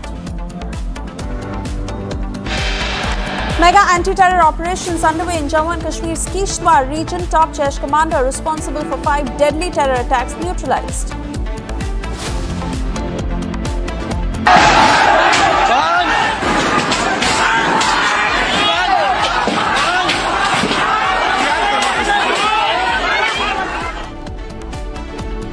Security heightened in West Bengal after large-scale violence by protesters opposing the Waqf Act.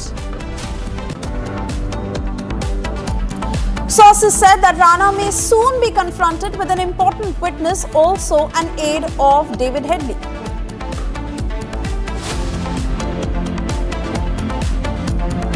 महाराज की धर्मवीर संभाजी महाराज की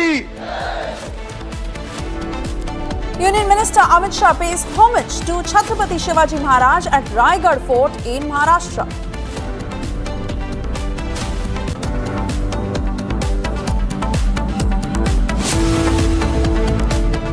Very good afternoon once again, and thank you for tuning in. You're watching Live and Breaking at 1 p.m. I'm Suesha Samt. We begin this edition with more breaking news coming in on Tahawur Rana.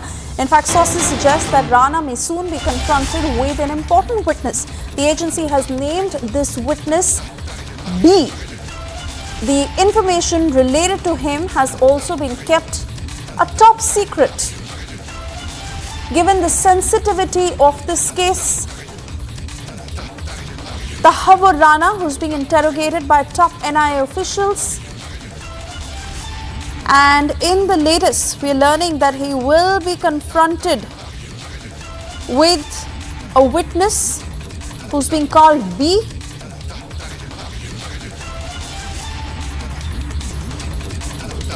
Let me cut across to Piyush with further details on this witness. Over to you, Piyush.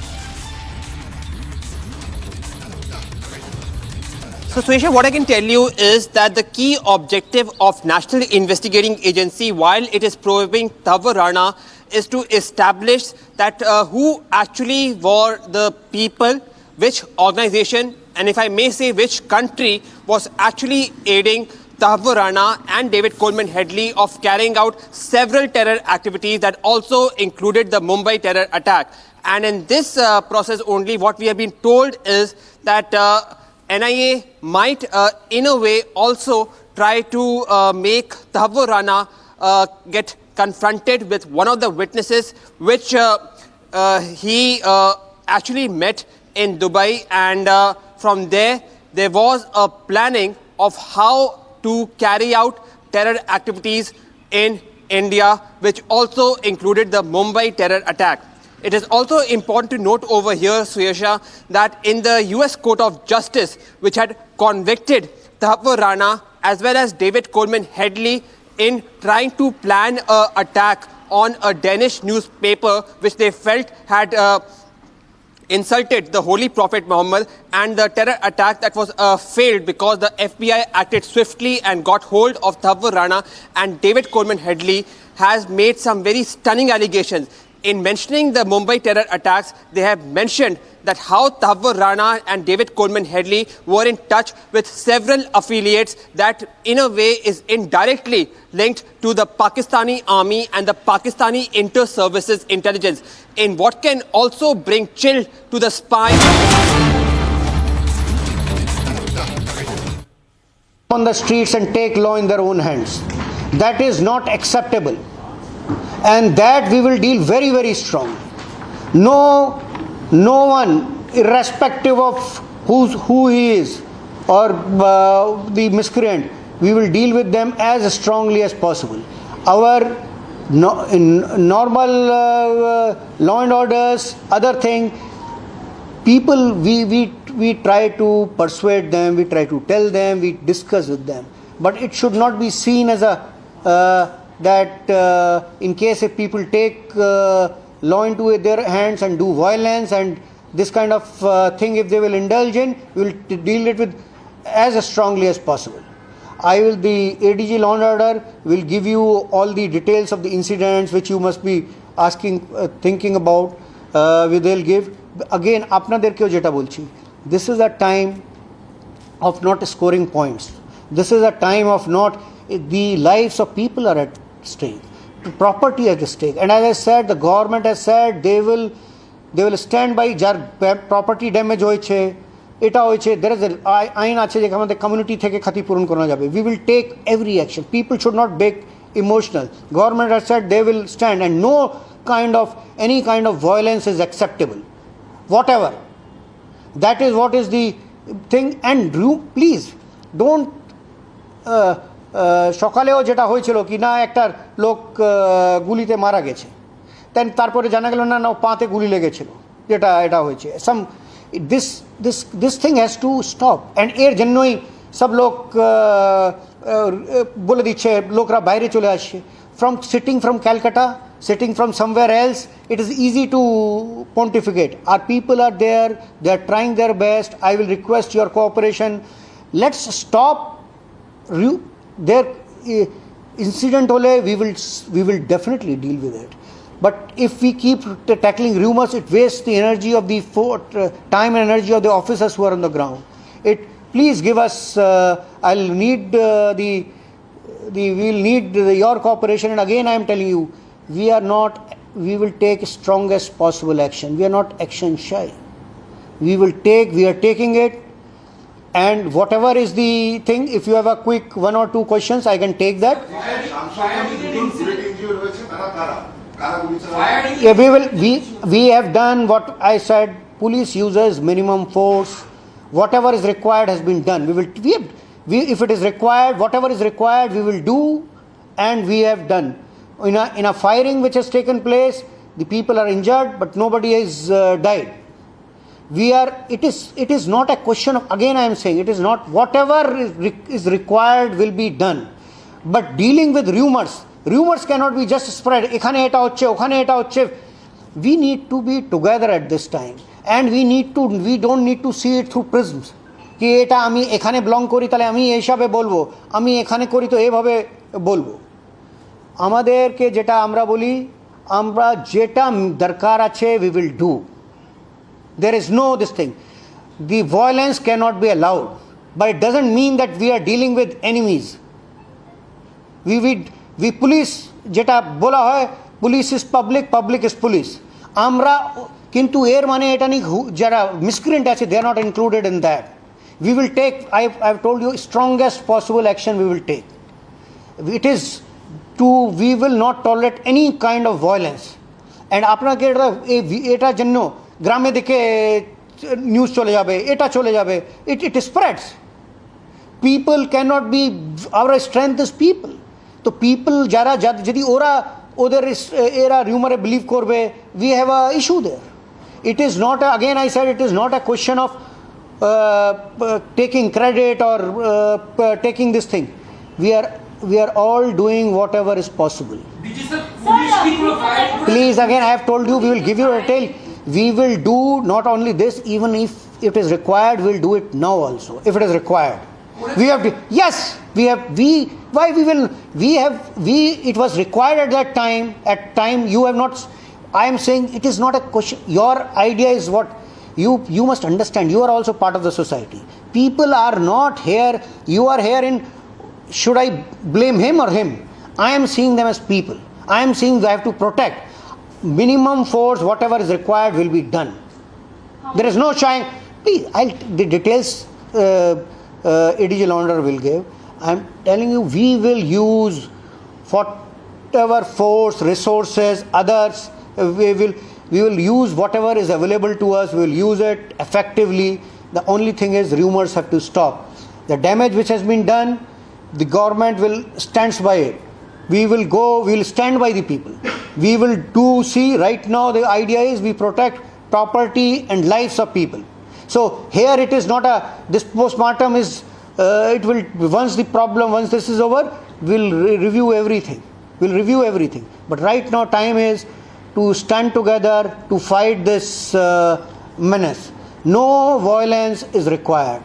And police, as I told you, minimum force, whatever is required will be used. There is nothing shying away from that. But we are not trigger happy people ki amra giye eta this is how people try to in couple of couple people will make a statement ki na eta hocche eta police korche na. It is not about afraid. People who are strong can only use minimum force. jara bhay bhay ora elo pathadi kichu kaj kore. We are facing the situation boldly, but we need the cooperation of people. We need the common people, their lives and this thing. আমরা এখানে breaking news করে এটা করে আমরা ওটা করতে পারি, ঠিক আছে। আপনাদের ইন্টারনেট ওখানে বন্ধ আছে, কিন্তু আপনাদের তো টিভি তো পৌঁছাচ্ছে ওখানে। লোকের দায়িত্ব আমাদের আছে, লাইফের আর এটার আমরা দেখব কারো প্রত্যেক লোকের লাইফ আর এটা সুরক্ষিত থাকে, এটা আমাদের রেসপন্সিবিলিটি আছে। আমরা আপনাদের মাধ্যমে লোকের সহযোগিতা চাইছি। আপনারা রিউমারে বিলিভ করবেন না। We are there, we are doing, will do whatever is required. That is what. Please please please we are doing, that's what I am saying. আপনারা whatever is required to be done is being done there. The details ADG Law and Order will give. We are doing it. The only thing we are worried about, যেটা আমি বলছি গতকাল থেকে শুনছি কি এটা rumors and half বলবো না বলকি বেশিরভাগ have turned out to be false and which takes our resources. So anything which confirm, we will confirm this. And right now the first is what? Priority, protecting people and their property. That is what our first this thing is. I think I'll Javed, you give the details. Sir, DGP sir, একটা question. 3-4 দিন আগে জঙ্গিপুর পিডিতে একই রকম incident হলো, আপনারা ওখানে কন্ট্রোলে আনলেন। তারপর স্যার আবার শুটিতে শামসেরগঞ্জে এই একই পরিস্থিতি হচ্ছে স্যার। এটা জন্য যেটা আছে আমি যেটা বলছি, that is why your role and the role of people is important. Rumors can be very bad. As I said, you cannot, it is not a police is not like army which can spread to all the area. We have to, if people get panicked, people লোককে এটা বলে দেওয়া কি তোমার সব কিছু চলে যাচ্ছে, তোমার উপরে অ্যাটাক করে দেওয়া হচ্ছে, ও তো দেখছে না, ও কথা শুনে যদি নিজের হাতে আইন তুলে নিচ্ছে। আমাদেরকে ফার্স্ট রিউমার মঙ্গারিং এটা স্টপ করতে, we will have time because people's lives and property is at stake. We have to, and যারা ব্যাড এলিমেন্ট আছে ওটা কাউকে, when I say kauke, we will not leave. Yesterday also we have made lot of arrests. We will not leave anyone. We were not doing randomly. He's imploring that there needs to be a full stop on the fear mongering or the rumor mongering. He's assuring action. He's saying that they won't leave a single person responsible for the vandalism, for the all-out uproar on the streets of Bengal. Right now we have to control situation, make it this thing. She's asking me, is it under control? It is under control, but at the same time, can I say it will be controlled in next minute? We, in the morning, yesterday evening, everything was this thing. Night, in the morning, there was an unfortunate incident. And ওটাও এর জন্য হয়েছে because some people are thinking কি এটা করবে ও এটা করবে, that is what is this thing, কি না এরা করছে। and তারপরে থেকে লোকরা some people take law in their hand out of fear, out of anxiety. We have told them that violence is not acceptable. I am appealing through you all, কোনো রকম আইনে যদি আমরা আপনাদের সুরক্ষার জন্য আছি, আমরা যদি কারো দরকার আছে, যদি কাউকে প্রাণ দিতে হয় আমরা আগে থাক, আমাদের that is our duty. But that he's ready to put his life on the line to protect the people, to protect the innocents who are caught in the crossfire of the all-out protest that is marring the streets of Bengal. Emotion sange jano play na, it will cause this. We need your help and details. He's imploring the people of West Bengal to cooperate with him.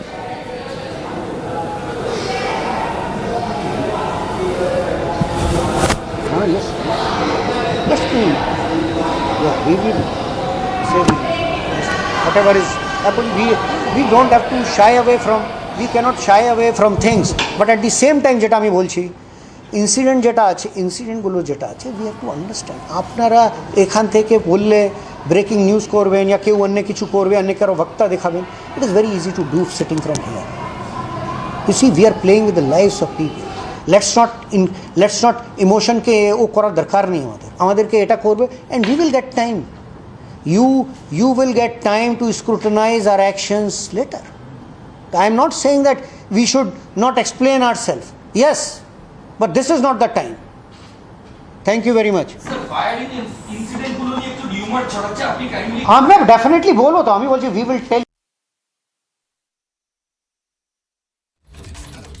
Coming in from West Bengal top cop, who's appealed to people to stop the rumor mongering immediately, while he said that rioters will be dealt with in the strictest manner, and those who are stoking violence will not be spared.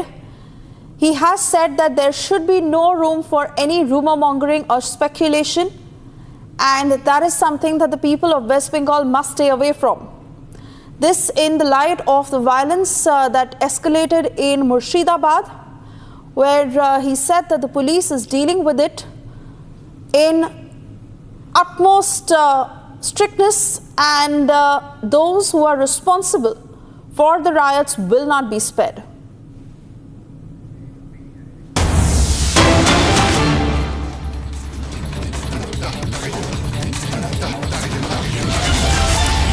Meanwhile, West Bengal LOP Shuvendu Adhikari has written to Railway Minister requesting to hand over multiple incidents of vandalism at railway stations in Murshidabad districts.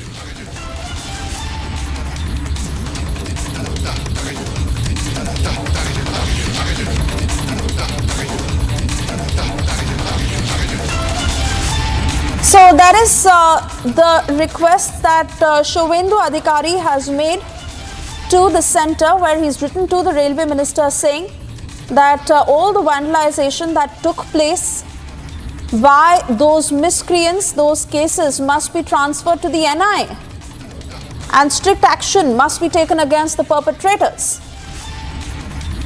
Let's listen in to that statement.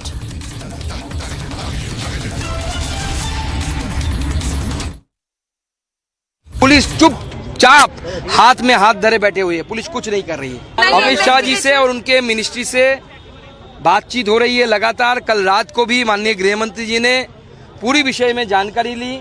आज उनके office से लगातार मेरे साथ संपर्क में, अभी भी मैं गाड़ी में आ रहा था तब भी बात हुआ 2 बार। भयंकर परिस्थिति है, इससे बंगालियों को, हिंदू बंगालियों को बचाने के लिए मुझे लगता है जो स्थिति जिस तरफ जा रही है, आगे आने वाले समय में केंद्र की हस्तक्षेप की जरूरत पड़ेगी। इनमें एनआई इन्वेस्टिगेशन हो, इसमें भारत के बाहर के ताकत भी इसमें जुड़े हो सकते हैं। और हमारे पास लोकल लेवल से इंफॉर्मेशन है कि भारत के बाहर की ताकतें, सांप्रदायिक ताकतें जो बांग्लादेश में इस समय बहुत जोर शोर से, उस तरफ यूनिस के इंस्पिरेशन से, इस तरफ दीदी के इंस्पिरेशन से जो बढ़ रहे हैं, उनका रोल है। And cutting across to Antara, joining us from the newsroom. Antara, while the West Bengal DGP has made it very clear that those who are responsible for the violence will be dealt with in the strictest manner, the BJP is saying this is not enough. In fact, those who are really carried out that vandalization at the railway stations, he's written to the railway minister saying that those cases should be transferred to the NI. Well, Suyesha, you can see that there is an all-out uproar on the streets of Bengal. People are vandalizing shops, they are torching cars, there are billows of smoke billowing out of those torched cars. And now we are coming to know that LOP Shuvendu Adhikari has written to the Minister of Railways, Ashwini Vaishnav, to take stock of the situation and to transfer all these cases to NIA. While Shuvendu Adhikari says, and he has made it clear, that the police is not doing anything. Just a short while ago, we heard DGP of Bengal saying that they are taking the stock of the situation. In fact, he implored to the people that there needs to be a full stop to the rumor mongering. Now, this also comes as Governor of Bengal, C.V. Anand Bose, lamented on the issue. He has also demanded Mamata-led TMC government to take accountability of the situation. All of this comes as Bengal witnesses back-to-back protests, shops are being vandalized, vehicles are being torched, and there is an all-out massive uproar on the streets of Bengal in the Murshidabad district. Suyesha, back to you. All right, Antara, many thanks for getting us the latest. Of course, we keep coming back to you for further updates. For the moment, we move on. Yes, reacting to the controversy surrounding his earlier remarks on Tahawur Rana, Congress leader Udit Raj, who's clarified his position, he stated that Tahawur Rana had a major role, but others were also involved. David Headley should also be brought back. He issued this clarification claiming that his words were twisted. This after he trivialized how India had made every effort to extradite Tahawur Rana and bring him to face the law. Listen into that statement.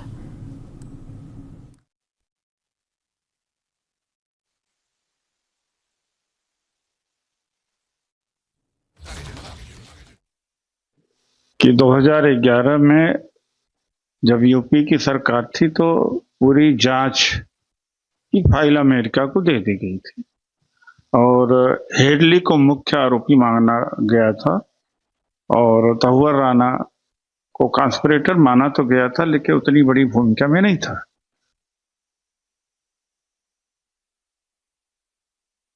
बात नहीं है major role क्यों नहीं था, लेकिन औरों का भी रोल था। हेडली को भी लाना चाहिए और मैंने हमेशा ये कहा कि कैपिटल पनिशमेंट दिया जाना चाहिए, स्पीडी ट्रायल के द्वारा फांसी पर लटका दिया जाना चाहिए तहव्वुर राना को। हमेशा कहा, लेकिन कुछ जगहों पर देखा गया कि उसको ट्विस्ट कर दिया गया है और यह उम्मीद भी किया जा सकता है गोदी मीडिया से, मैं क्या कर सकता हूँ, लेकिन मेरा बयान सही बयान नहीं है। मेरा सही बयान उस समय भी था, आज भी, कि स्पीडी ट्रायल करके उसको पनिशमेंट दिया जाना चाहिए, फांसी पर लटका दिया जाना चाहिए। Meanwhile, another Congress leader who's taken it a step further. More breaking news coming in of how veteran Congress leader Digvijay Singh has claimed credit over Tahawur Rana's extradition. He said that Rana's extradition was only possible because UPA government put his name in the investigation at the right time.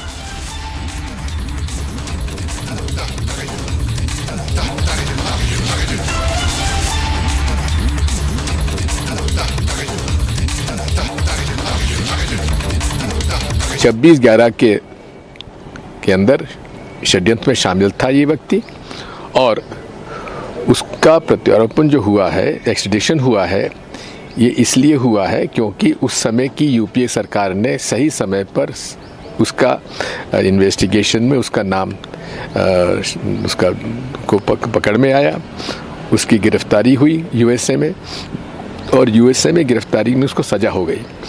14 साल की सज़ा थी, 14 साल की सज़ा काटने के बाद उसका प्रत्यारोपण हो गया। इसमें कोई श्रेय मोदी जी को नहीं जाता। 26/11 के अंदर षड्यंत्र में शामिल था ये व्यक्ति और उसका प्रत्यारोपण जो हुआ है, एक्सट्रेडिशन हुआ है, ये इसलिए हुआ है क्योंकि उस समय की यूपीए सरकार ने सही समय पर उसका इन्वेस्टिगेशन में उसका नाम उसका को पकड़ में आया, उसकी गिरफ्तारी हुई यूएसए में और यूएसए में गिरफ्तारी में उसको सज़ा हो गई। 14 साल की सज़ा थी, 14 साल की सज़ा काटने के बाद उसका प्रत्यारोपण हो गया। इसमें कोई श्रेय मोदी जी को नहीं जाता। Cutting across to Piyush, joining us on the broadcast. Piyush, there is a limit to how they can play politics over one of the worst terror attacks that the country has seen. The Congress has faced so much flack for already not doing enough when the attack had happened. And now that the Modi government has actually managed to have Tahawur Rana face the law, they want to play politics here also.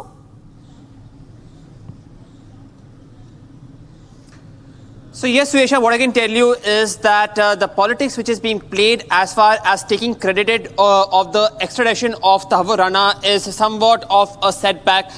And one may expect that as the investigation now is ongoing of trying to establish the link of Tahawur Rana with Pakistani army in the inter-services intelligence and all those people that had aided Tahawur Rana and David Coleman Headley of trying to plot sinister terror attacks in Bharat, even after the Mumbai terror attacks, now should not be derailed because of the politics being played. Having said that, there is no denying the fact that extradition of Tahawur Rana is one of the big achievements of the government, and perhaps the opposition and the then ministers of the UPA government realized that in a way they had fell short of not being able to extradite Tahawur Rana and David Coleman Headley. Yes, one would say that as of now, the Indian government is still not being successful in getting hold of David Coleman Headley through the extradition process. We hope that in the coming years that process also can be done, and we may also get David Coleman Headley back to India and get him convicted as per the court of law.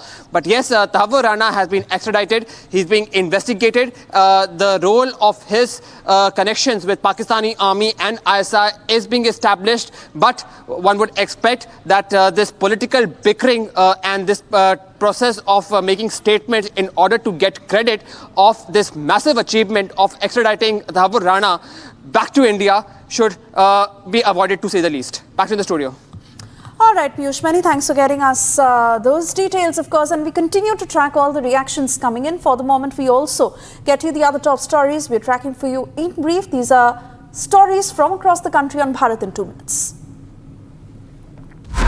This week on Get Me Right, the death of Hurriyat in Kashmir foretold. Is separatism past its use-by date in the valley? Also, how the change of guard in the Communist Party of India Marxist does not change much for India's left. And the Congress's feeble attempts at retrieving Sardar Patel's legacy yet again might not succeed. And finally, is Trump facing heat from some of his corporate backers on his tariff policy? We take a look at it through the prism of Musk-Navarro spat. Join me this weekend only on Republic TV.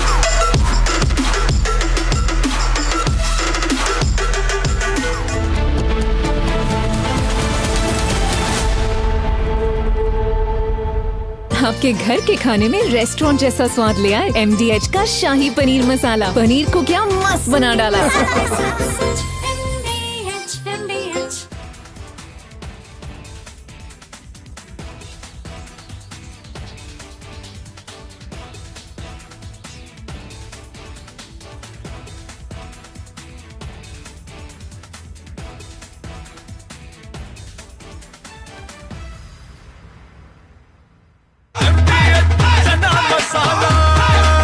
अब छोलिया हो या लोबिया, सफेद चने या काले चने, सब कुछ मजेदार बने। Last night, while the entire national media, the Lutyens media and that corporate media was in deep slumber, only Republic brought you minute-to-minute ground-level coverage of Tahawur Rana's extradition and when he went to the NIA as he was finally brought to India after 17 agonizing years of relentless pursuit by the Indian government. This is the one of a man hunched over, chained, shackled and weak. This is Tahawur Rana, one of the key conspirators in the 26/11 Mumbai attacks. Defeated not by time, but defeated by the will of one man, Narendra Modi.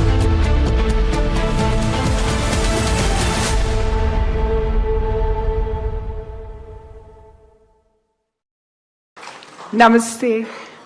We've had many special evenings, but I think today is extremely special. I'd first like to thank my dad for taking that time out, flying to Delhi, and being so generous with his time, his enthusiasm, and being an inspiration to all of us. Thank you, our chairman. And to Suhail, for pushing the four of us to do something like this, because I think memories are made with wonderful evenings where friends like all of you come together just to tell us that while we've done very well, and thank you, Dr. Reddy, for what you've done, there is so much more to do. And I think all of you have ignited that flame within us, and your presence here really means a lot. Thank you, everyone, special people, for being there. I do want to welcome my mother, because she's the one who silently says that it's not enough what we do. She says, yeah, your dad does things, but you girls have to do so much more. So just don't sit at home and enjoy yourselves. There's a big responsibility. So thank you, Mom. Especially on the day of Ram Navami, I think it's a day for us to really gather in gratitude and in reverence, because Lord Ram taught us so many things. And more than anything else, the courage, the valor, and the deep belief in truth, because truth is what really stands us in good stead. And that's probably what happened with my dad. He left a very good practice in the US to come back to India only because his father told him, it doesn't matter what you do, you have to be here to serve your country. So that's what made him come back with one wife, 4 daughters, just a washing machine and a car, and that's what started this whole healthcare revolution. Today, it's been a journey which has been extremely rewarding, because we have seen the way the journey has taken us to see that healthcare should not be for just a few of the elite who can actually go anywhere in the world for healthcare. If healthcare can reach every person in every remote location, that is what the mission and that is what the journey is all about. And I think we've actually embarked on the journey. I wouldn't say that, the goalposts keep shifting. But if we can make us proud as Indians, if we can make India proud, that people like all of you in the gathering who've built enormous industries, people who've taught us the right way of doing things, if we can follow that lead and make a difference, I think that will be a job well done. This evening is just about cherished memories, some questions from Suhail, some thoughts from Dad. And I'm sure he's excited to share all the learnings. And please don't ask him if we've been good daughters, because we keep telling my dad, we say, Dad, we're cheap labor, because we just love you so much, so we listen and we do what you want us to do. But having said that, on behalf of my 3 sisters, Sunita, Shobana, and Sangeeta, thank you all for being such good friends, being very generous with your Sunday evening to come and share your time with us. And before I close, because I spoke about Sri Rama, Dad would read the Sundara Khandam every day, whichever part of the world he was in, every morning, and nothing stops him doing that. So, and the lesson he taught all of us is belief is power. That's Hanuman had belief, crossed the ocean, so belief is power. So he says, if you dare to dream, and if you believe you want to make a difference for humanity, that is the power you all have. So having said that, I would like to welcome you all once again on behalf of our entire family, and of course the Generation 3, which is represented by all our children. A lot of them are here today, and they're here to hear and learn. So I think we're on a path to do good, and we enjoy the work which we do. And having amazing friends like all of you has really made this evening special. Thank you and welcome. Thank you, ladies and gentlemen, for being here on a Sunday evening to listen to someone who defined healthcare, who defined purpose, and who defined values, and continues to do this at this age with the same firmness of purpose and with the same value architecture. And that's why I think India is blessed. When you have people who are driven by a value architecture that is purposeful, that is driven by the need to serve, and where they see service as a privilege. That's the India we've been, and that's the India I hope we will remain. So let me begin by asking you, Dr. Reddy, you had everything going for you in the United States. It wasn't a time that people would leave the US and come back to India. Now there are many reasons to leave the US and go elsewhere. But that was a different era. Why did you come back, and what prompted you to do so? Suhail, I'm happy you asked that question. Why did I come back when I was doing good practice, doing very well with my 4 daughters there, my wife looking after, and being in US those days, it was very nice. But what changed was a letter from my father. Once in a few months there used to be a letter, most often written by the manager. But there was a letter written by him, it's his own hand, and then said, there are 2 of us who are very happy of what you are doing there, meaning my mommy and him. if you can do something back home, how will that be? He didn't say come back. But my big boss, Mrs. Reddy, Sucharita, she immediately said, I think we should go back. Fortunately, my 4 daughters, whom you all now recognize, Preeta, Sunita, Sangeeta and Shobana, they were all below 12. Nobody could protest. And when I went back and said, I'm leaving, selling my practice and the hospital, they said, no, you can't leave. I said, I'm sorry, I've decided, and I would leave in 30 days. So that's how we came back. It is because I think that's very little I thought we could do to give back to the parents. So my coming back is predominantly because of the love and affection my parents have given me. And I was back here. Now we are here from the village to Delhi. And when you came back, just for many of the young people here, what was the healthcare situation in India? What was the healthcare scenario in India? I was very troubled when I came back to see, because before I left, there was a government hospital, charitable hospitals going on doing the healthcare. But in the decade when I was not here, that's where there was a shift in the way healthcare was given, using the newer developments, newer technology, and that was not absent, and people were absolutely this one. I started in a private hospital, but I could see that people were desperate, because there was only, if suppose somebody I'm a cardiologist, I used to see my patients. To some extent, we can help them. But after some time, if they don't respond to medical treatment, they need intervention. Those days, it was only a surgery. So most of the patients I used to send to Dr. Denton Cooley, who is a very dear friend of mine. But how many could go? I sent our President, Prime Minister, some people rich. Small number of my patients could go. Others couldn't afford. So that's what shocked me, saying, how many more? And if there is no other help, some of them die. When they die, it used to hurt me very badly, saying, how long this is going to be before people could get, and why should they not get good health care?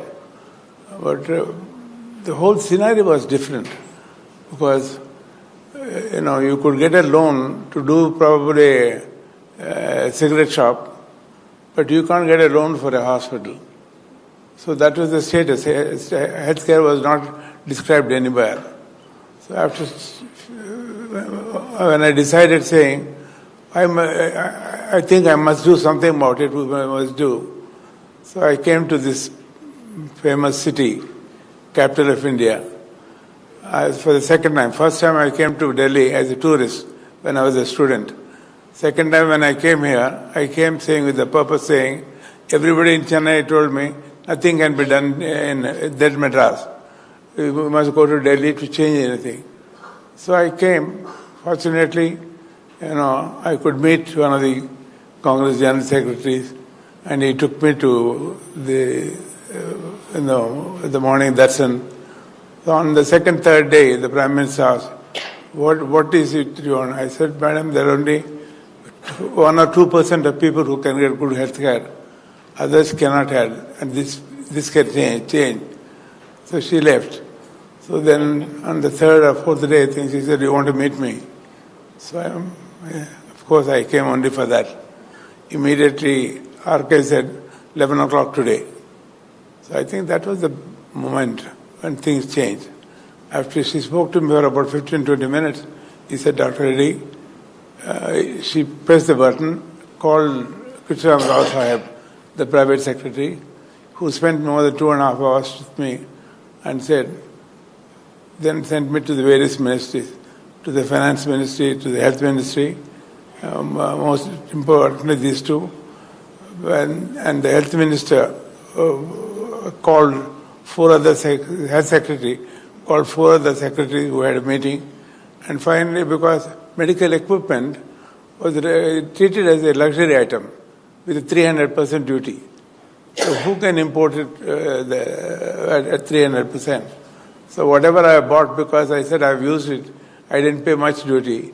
So I had a good cardiac clinic. But so in any case, at the end of the meeting, they sent a resolution. Because of course, I must also thank Sam Rao. He told them, we want a recommendation for a cabinet meeting on Friday. This was on Monday. In 4 days, they recommended saying, zero duty, but you will do 25% free care. So I said that definitely will do that because people need it. So that was the beginning.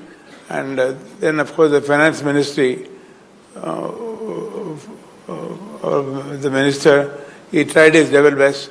Unfortunately, they said, if anything is given, it is not in the act, so he will be impeached. But fortunately, the next finance minister, Pranab Mukherjee, was there. I remember the words he told the secretary. He told his secretary, if you don't do this, you're going to prove that I'm a useless finance minister of India. He was shocked. Mr. Malhotra just caught my hand, took him to his room, and then wrote down saying that you can get 30 crores of rupees from the various banks, and for your equipment, you can get a foreign exchange loan. I think that was the moment which gave us the first step to go ahead. So then I think many other ministries cooperated. So the first hospital was inaugurated in 1983 by His Excellency late President Rana Singh. To get that across, it was not easy because there was no architect who knows how to build a modern hospital. So all of these problems, I think my daughters, even then, without job, they worked hard. But when it was inaugurated, some of the people who were VIPs, who were inside, they said, Dr. Reddy is a very clever fellow. He has built a beautiful thing to make a 5-star hotel. So after the function, Rana Singh was so happy because he came back from Houston after his surgery. He said, this is not in Houston, this is in Houston, like that. And he threw his speech and he spoke. Instead of 20 minutes, he spoke nearly 40 minutes. But I think that was the beginning. But what really happened after that was the Apollo family. Whenever I say family, I'm talking my 4 daughters, as I said, without job. Rita, Sunita, Sangeeta, Shobhana. But all other people, that 850 people who joined that first time, I told them, I said, now that we have started this hospital, we have a responsibility to be able to give the best possible care for them. I got good doctors from many places. Some of them are every year, every May, 3rd week of May, I used to interview doctors in London and go to US from there and bring back the doctors. So I used to bring good doctors who already had this training, but very quickly our doctors picked up. So I think today, they were in Chennai, in all of our other hospitals, we are doing everything that's happening anywhere in the world. But it was not easy.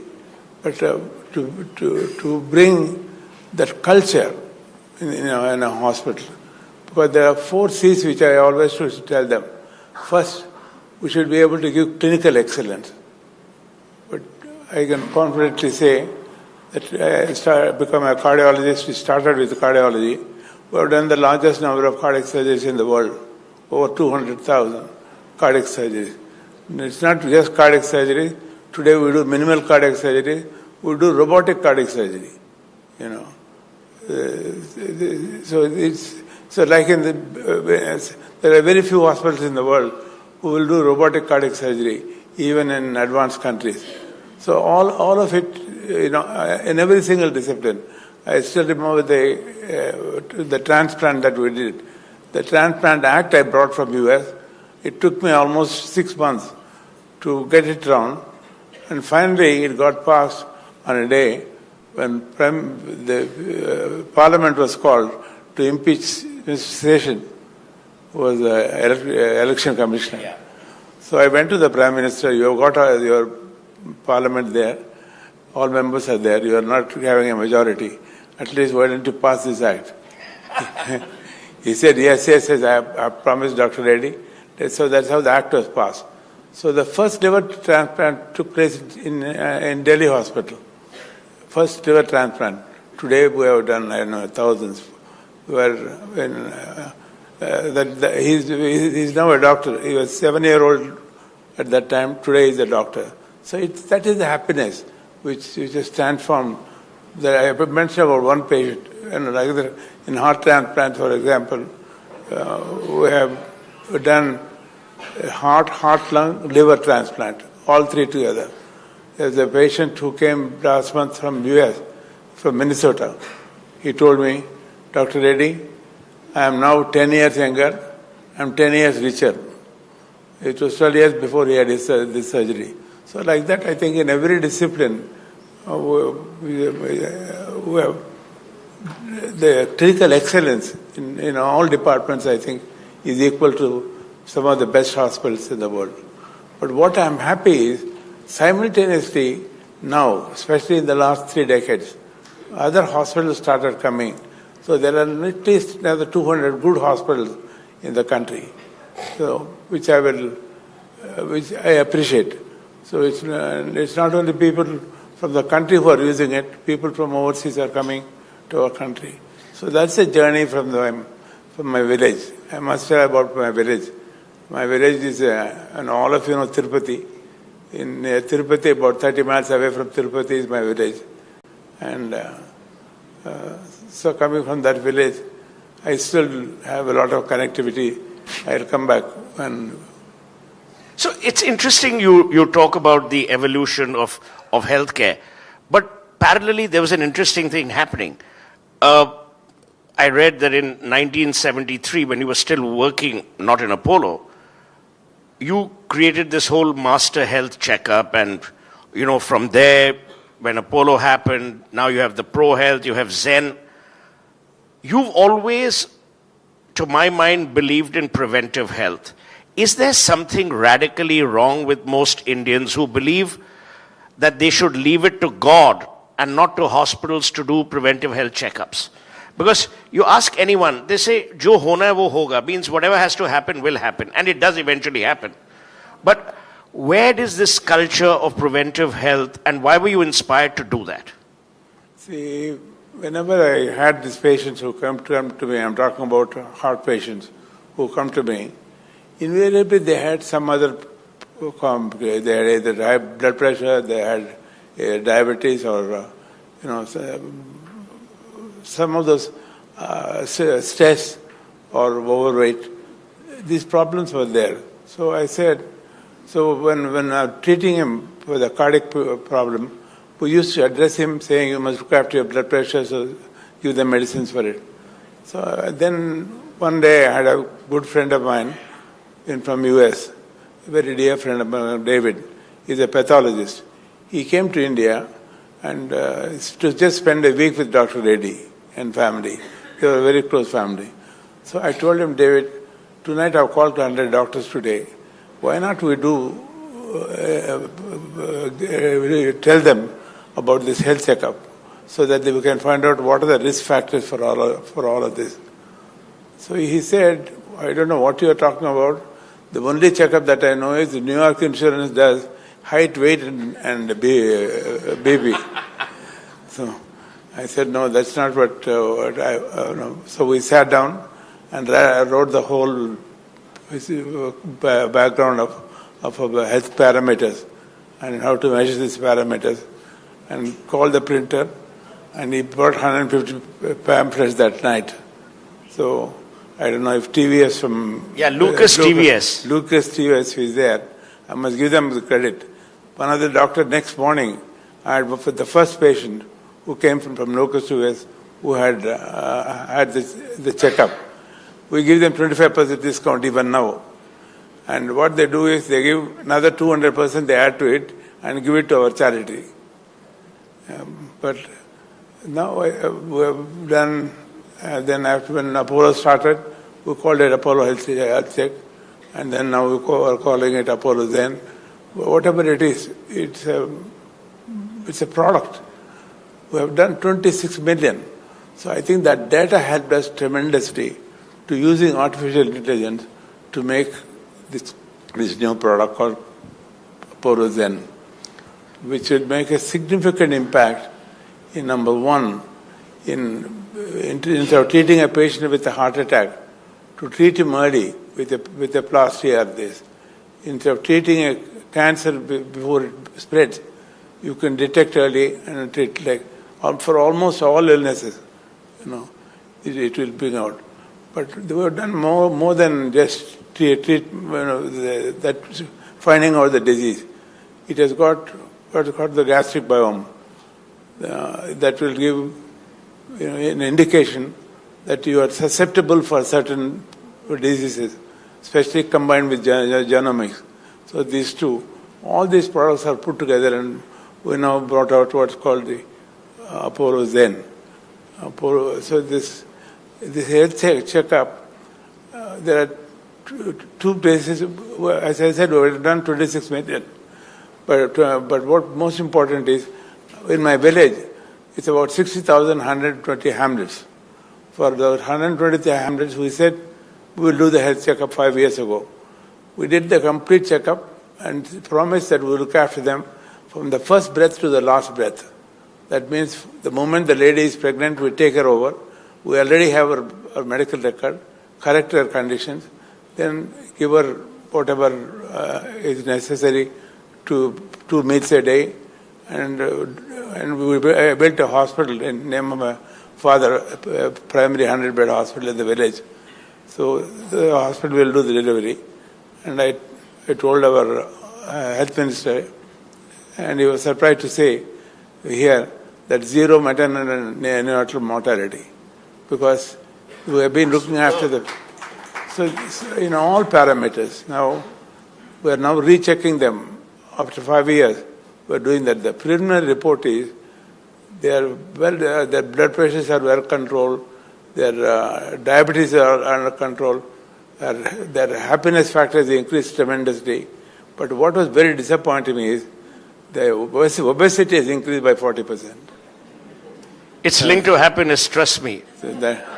So this is only a preliminary. They have done only 200-300 so far, but they will complete it in the next few months.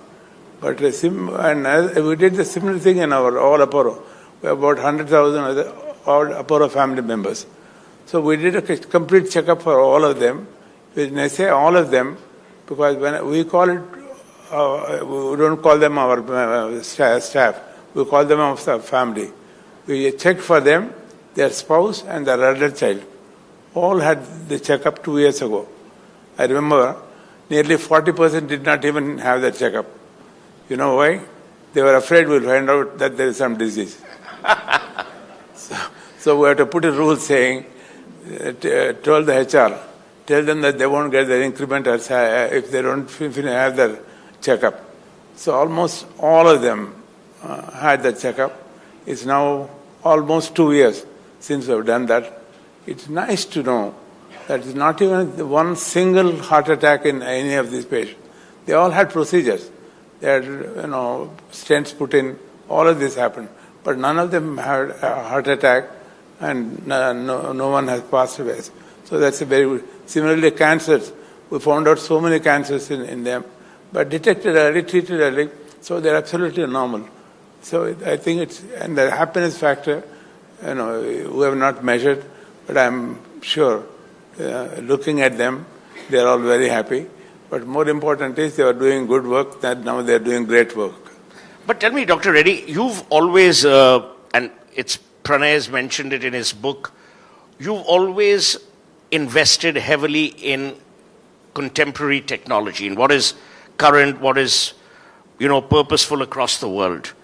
And that has obviously a cost to it. Whether it was the proton, whatever it has been. When did you feel the urge to be technologically contemporary with the rest of the world? And does that put India on the high table of healthcare, on the global high table of healthcare? I think it's from day one. Even before the hospital started, I said we must have the same level of technological backup so that our doctors will be able to give the similar outcomes for patients. So the first CT in the country is bought by me. Today there are about over 2,000 odd CTs in the country. First MRI is bought by Apollo, and today there are about 700 minimum, 1,000 there. But most important is you talked about proton. We brought the proton about just before the COVID came. They took 3 years for me to give me permission, to get permission for the clearance. So anyway, the proton came, then COVID came. Now it's for the last 4 years. They are working well. All the rooms are full. About 40% are international patients, and 60% are from all parts of the country. But now we have decided that we'll put one in Hyderabad, one in Delhi. So Delhi, we are opening a new hospital in Gurgaon. It will come into that hospital. So next year, when the hospital is open, it will also have a proton. In Hyderabad, probably in the next 6 months, less than 1 year, we will have one proton there.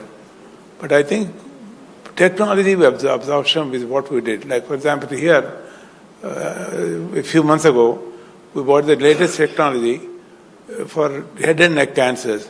Simple room, ordinary room. You don't have no precautions, nothing. You can walk in, and if it is simple cancers in the head and neck, cancers could be removed. That's in our hospital here. So like that, technology, in every bit of it we have used. For example, CAR T cells, the latest treatment for cancers. We were the first in the country, first to do a clinical trial, then actually we were treating patients. Of course, the cost was very high. It is 1 crore. Fortunately, it's now come down to about 55,000. But I think this is where, in every single aspect of the thing, the cost was our concern. So this is, I said 5 C's on Apollo. First is the clinical excellence. Second and third is care and compassion. This is, we can't find in any hospital anywhere in the world, the care, compassion that we give. And finally, cost benefit. A bypass surgery is not $50,000, it is $5,000. And our outcome is, for an ordinary person, is $5,000. Somebody who is in a deluxe room, he'll pay $15,000. But the outcomes for both are the same. Our outcome, if Cleveland Clinic is referred as the number 1 in US. They're made first year, 1 year survival is 98.5%. Apollo is 95.8%. 1 year survival. So in almost all disciplines, this was done in the transplants. As I told you, there's just now a patient from Turkey had come. 2.5 years he waited because there's in Transplant Act, there's a rule if the organ cannot be given to any outsider, first the state, then the country. Then if the foreign patient should wait if there is no other taker. So fortunately, after 2.5 years, he got the transplant, and his whole family flew from Turkey. So like that, I think in everything that we do, in transplants, we are number 1 in the world, having done over 22,000 heart transplants. So in all of these, in robotic surgeries, not robotic surgeries, previously we started with for the urinary tract, uterus and things like that. Now we're doing robotic cardiac surgery. Recently we had a banker who was over 84-year-old, couldn't walk 4 feet without oxygen. So he came to the hospital. Even doing angiogram was a risky. So they agreed. We did that, and then they did the robotic cardiac surgery. He's perfectly well. So the Prime Minister launched Ayush Bharat, but what was very interesting, and perhaps it wasn't or it isn't communicated as much as it should, and you were involved with this, the healing missions and the Heal in India. Now, from whatever you said, both in terms of competence and cost, India is right there at the top. What are the challenges you feel that the healthcare sector is facing today? A, B, what do you think the solutions are?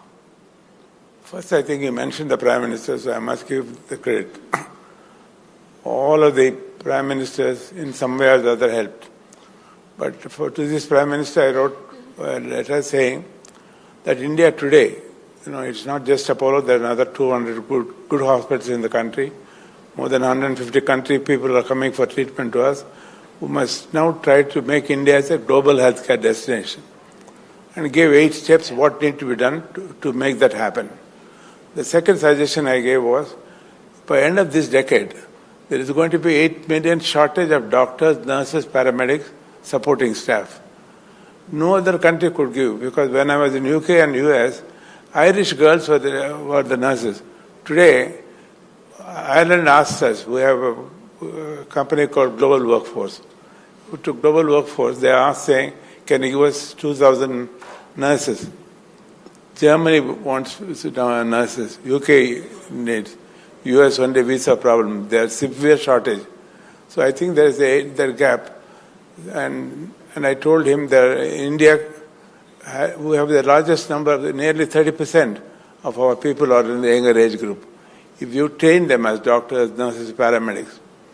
But I must admire not that hearing that he gave us for over an hour for my 4 daughters, and my wife also was there, but the way he acted, almost the next minute, the various ministries started getting this letter, how to activate this. So today what's happened in the last 2 years, 47 new medical colleges were opened last year. There are another 40 new medical colleges that are going to happen now. The most important is in nursing.